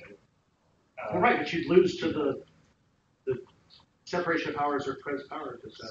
Like, you're right, it's not competitive except the net benefit. So I think that's the way counterclaims work. Like, nobody wants to mutually exclusive counterclaims anymore, right? With it. That it's like, I don't know. Yeah. Okay, fair enough. Dinger, what you got? We're worried about topic with no impacts. We shouldn't have a rotation in legal benefits, but I moved for a straw poll vote because I think fair enough. There. Okay, do we got 5 people who want to have some version of appointment as it's currently worded? There's 5. Next. Did your hand up? Yeah. Which was the current meeting? Oh, sorry. Yeah, that was more like, what did y'all just vote for? Yeah. We just voted for the appointment and/or removal power of the President of the United States. Is it not? It's on the wrong thing. Oh, sorry. Go all the way up to the top. I made the change. Scroll down just a little bit more because it's number 8. Voting. That was the language, right, Jackie? It's basically the same. That all basically which was presidential appointment and removal of power. Thoughts? That's the largest way. I don't think appointment should be talked about. I think the reason we care about this is the removal portion of it. The appointment portion is what everyone's been screaming about for 2 hours. Because that's what they want. Cool. The 5 people who voted, I'm for both. That's what I was voting for. So if any of the 5 want to change, otherwise we got a majority. So, okay. Yeah. The President of the United States party is resentful. Yeah, we're going to have to clean up a bunch of those. Yeah, the more I'm looking at it, I would agree it should be presidential, whatever it is. Presidential appointment. Whether it's just removal power or presidential. Okay. Power, that should be adjective. And this is assuming that this is the old. I'm super confused about where we are on stems, to be honest. I think this topic should be a part of the Herndon step I agree with nearly all to check I agree against most of 100%. the issues Okay. we've had if we don't get rid of the appointment stuff. Yes. My I think it should vote be- is contingent on. It should be with agree. that Okay. stem Yeah. on at least 2. Yeah. Well, I guess that's how many. I will There, don't know you about have to that. do at least Right. Yeah, 3. yeah, yeah. Anywhere this applies, Of yes. It'll be the Herndon step. And if That's something why weird- my vote I is think equal. And if something weird happened where we had a stem and that phrase, that clause would include a all or nearly all. I think if it doesn't, that's when we Makes sense. should just do removal. No, Jacob says what? Do I would say. Oh, I'm sorry, you were making a face. Sammy. I'm squinting trying to read. Oh, sorry. was just trying to figure out what we wanted to get crafted. Michaela forwarded the email from BK that was basically called for a version of what you had been putting together, which is sort of like putting the authority and power word in with that. I would agree that I'd like to see something like that if you don't mind. Absolutely. Yeah. I'm gonna call it the trip. So wait, what is the trip? The what? Europe-y. Yeah, okay. The Europe-y trip thing. I'll take a Euro trip anytime. Yes, I will do that. What do we, just like. DK just made a compelling like the Euro argument. topic. Yeah. He made the argument about the fidelity to the literature based on. That well, this is good generically, right? Yeah, if someone can scroll down just a little bit. Mine was, trip one is step 2. It just says should substantially restrict in one or more of the following. It's the move from the present executive agency to the actual areas rather than. And then I guess 3 is the original, or just the one that has increased. Sure. Yeah. Okay, so we just went through 9, what I'll call direct object language wordings. Right, that's 1 through 9 that's listed someplace there. Okay. Thank you. And then assume we want to vote on how we want to. Well, here we are about 23 minutes away from a lunch break, and so here's what I was going to ask was this time period plus the lunch break. TC members, feel free to add to this document your version of a resolution, right? So I created categories earlier. You can ignore those. You can repeat those. Doesn't matter. But you say, oh, let me just make up one. I'm not even going to look that way. 1, 3, 5, 7, and 9. And I want the stem, the first part, you say this. Put that together, put your name on it. If you've got more than one, and you can have as many as you want, it would be Michaela 1, Michaela 2, Michaela 3, okay? So for the next hour and 23 minutes, add to the Google Doc, yes? Just a quick point. So earlier we all determined, I do not want an immigration topic on its own. I deleted it. I don't think anyone. Yeah. I just wasn't sure. Yeah. If someone did, they could add it and call it Danger 3. You know, if you have 2 No others. idea. Yeah. I did not want to add it. So- I just wanted to make sure there were some people like maybe. Yeah, but rather than wait until we meet again to start talking about those permutations, some of you already have those in your head. Feel free to add them to the Google Doc. Is there a what? Capitalize that key. We also, there are 2 grammar issues. We've got back and forth between semicolons or not, and Yeah. I do think we've only lowercase the beginning I'm of probably these. gonna go over to Jimmy. Hey, TC, real quick. Adrian brought up an important point that if you haven't done this before, we're not going to be done when we've decided what's on the ballot. We then have to go through all of those resolutional wordings and make sure there's no misspellings, that we've got our punctuation correctly, that the letters that need to be capitalized. So there's an additional level of cleanup that is necessary. Feel free to start doing that now. Don't have to wait, but that is going to be something that happens before we're done. So for the next hour and 23 minutes, including your lunch break, feel free to craft whatever resolutions you're interested in. For those of you that are not on the TC, you also have the ability to do that. I just ask that you go through a TC member. So if Jackie is like, hey, I've got a cool one that I'm interested in, just talk to anybody. We'll probably be willing to put it on there as, hey, here's Jackie's version. I just want to, going through the TC members allows us to say like, okay, either that person did it or as a proxy, they're supporting someone else, okay? And that's between now and 1 o'clock. So Do you want this below Hester resolutions? Would you prefer, actually, I think we all rate them on our own and not clutter the document. I would like to be able to look at what y'all Well, are I doing mean, before. eventually we're gonna have that You conversation, just create a new but it's Google just Doc. like, Yeah, why don't we do that? Yes. You Okay. put it at the bottom for the. Let's have a straw poll go. my worry with that is 9 people typing in it, like, it's gonna get laggy, it's gonna get cluttered, and it's gonna get really confusing really fast. Whereas if we all type them on our own, we can email them out or put them in the Google Doc eventually, but we're not all working. I'm fine with as long as the solution ends up that during lunch I can be looking at No, what y'all I are agree. doing. So the Everyone's email, like shared. yeah, the email It's just counts. like until then, Okay, to ourselves. cool. Okay, so using Adrian's Google group, TC 2018, send it out if that's what you want to do. I just wanted to take my lunch break to take a look at some of the combos y'all are thinking of. Will somebody who's once they get emailed to the list, put them in thing for those whistleblowers Yes. on the list? Yeah. For grammar, can you just remember that clarify? Yeah, there's gonna be other Sam people, used to say that. there are gonna be other people grammar checking you anyway, so if you're like, yeah, that's not the best thing I'm good at, that's cool.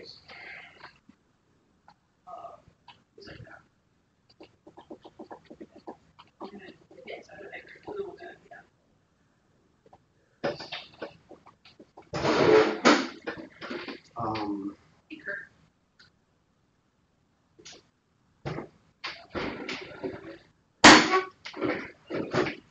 Thank you.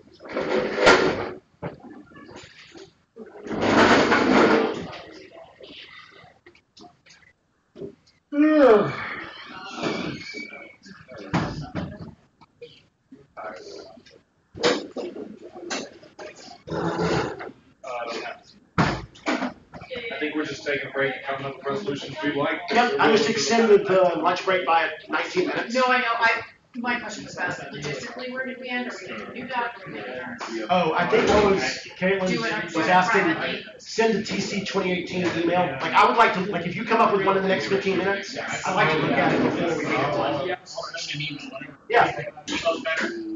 Yeah. There were people who were concerned about the Google Doc being cluttered, so counter plan, clutter your inbox. Yeah. You got it. Okay, the 3 STEM wordings I think are good to go with all. Do we need areas there? I don't think so. I think one or more of that. Yeah. I like areas. I don't think it matches Areas up at all. where? I Yeah, don't take like- out area. We always say one or more of the following areas, but they're not They're not areas. areas. at It's a all. useless damn thing. As they do. I deleted in mine. As the young kids do. I deleted it in the original. It's not in line. One. Yeah, 1 o'clock back here. Except we were resending it, so we can't read it. Live. Calm down, coach. I would be happy to go collect relationship with people if they want. I'm gonna walk somewhere. So there. Wait till Jimmy it's- John's so close. Jimmy John's right there. Potbelly is four down. I'd rather have that. Right, you know it's my house today, right? You wanna walk there? Yeah. What are y'all up to, guys? Really? I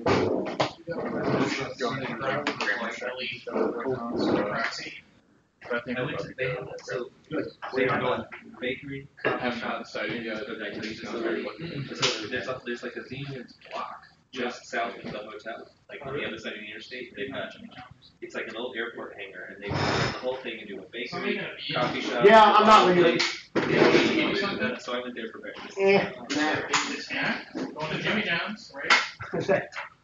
That unfortunately did not persuade me. Oh, you're gonna. No, thank you. I'm good. Yeah. Okay.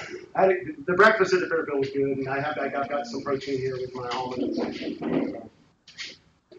I'll get a water refill and. We are way behind where we were last year. Oh yeah. No shit. And which was way behind the year before that. We lucked up the year. But we had 9 areas. Yes. 2 of them. Right.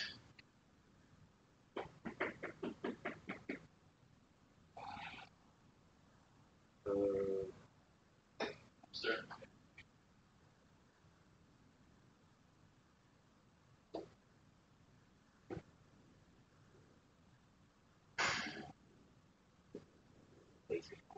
That's what I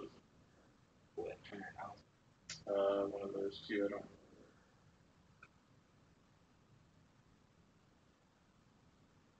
Yeah.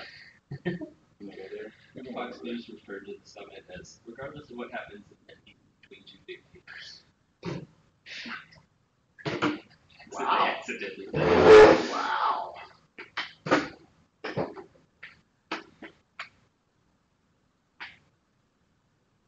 Do you want anything? No.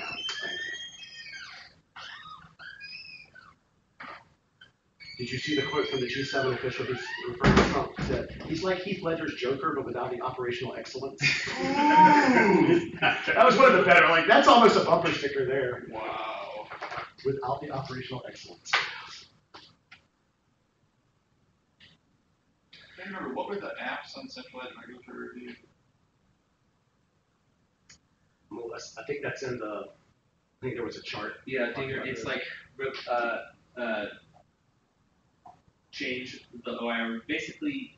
And I get the mechanisms, Yeah. it was about change, the way, is it kind of 6 and 7, kind of similar advantages? I think it's more about empowering the agency with the advantages of letting some agencies. Centralized regulatory review is about the executive's ability to.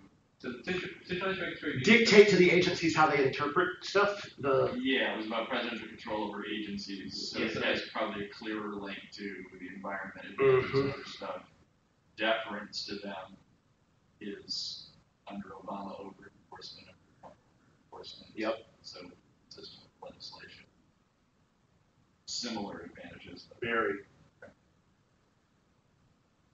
Just for the purposes of Yeah, I mean, and it's putting these also, things together, I was. and the neg argument, and like the president's always said, we have to have this centralized office for efficiency and make sure there's no redundancy and all that. But get rid of it. You were creative, anything you're. No, my approach is always, I think for decades we have worried about the negative more than the affirmative.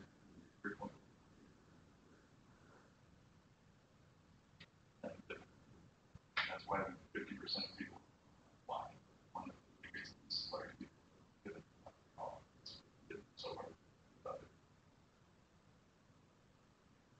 Fresh creativity. I agree. It's the thing that I enjoy in debate. Yeah. I'm with you and the committee try to make that impossible. Mhm. Here's your only immigration. Right. You might want to think. I like learning, searching for creative things and drain the life out of it. Yes. Which is why I like high school topics better than They're almost always better. just Yeah. general area. Which is why I like the Article 2 version of the topic. I know. I thought it was, I was disappointed that got. Oh, well, I didn't think we had 5 votes. No, I right? don't think. Oh, except I'm not going to waste your time if I put that in my options. You could try, but I've heard multiple people say no. So I don't think, I'd vote yes. My argument for it is that it forces, limiting it to those forces a core debate about executive authority, whereas all these things that are about congressionally legislated things, which is half of what we're doing, aren't, the press power link is. I agree.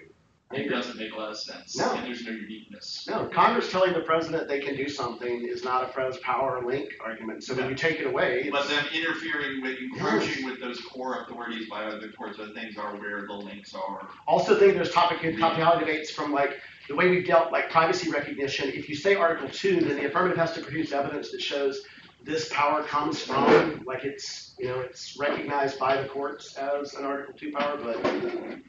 I think you should make that case. You might get.